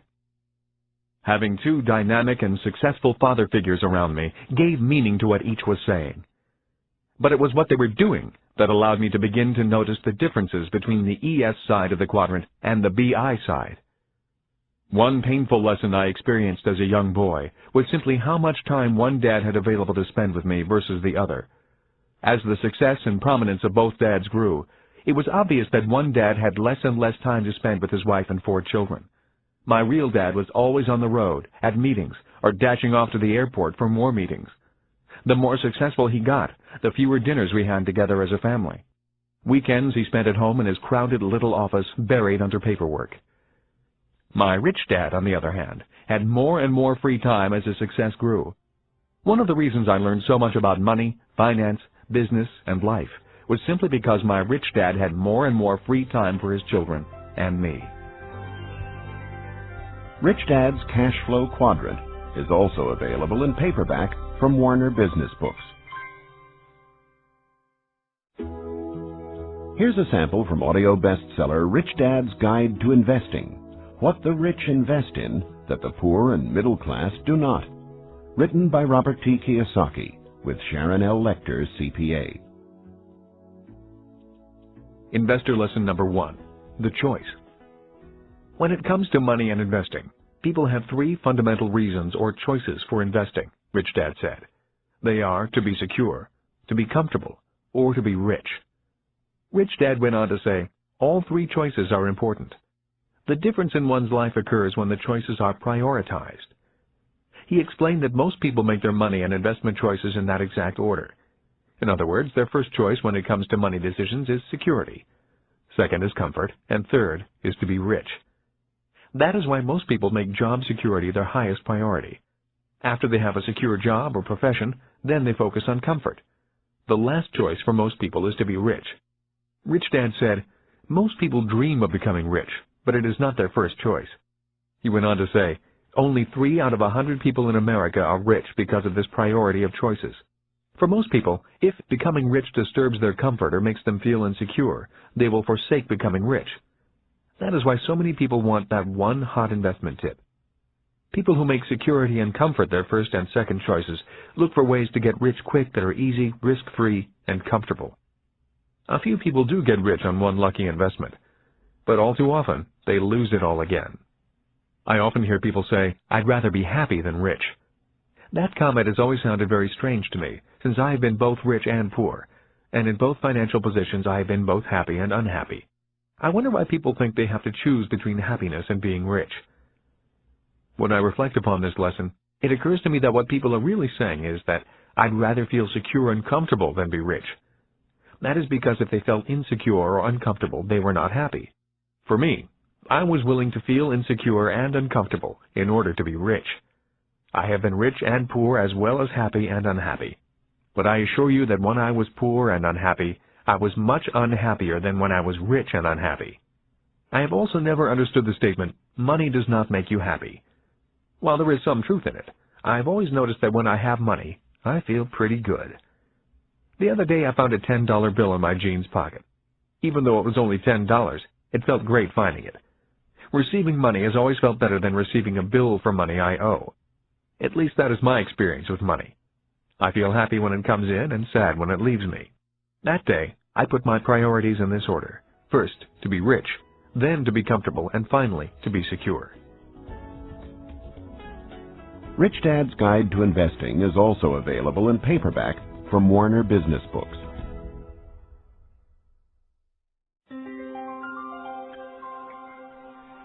Here's a sample from Rich Dad's Rich Kid, Smart Kid, giving your children a financial head start.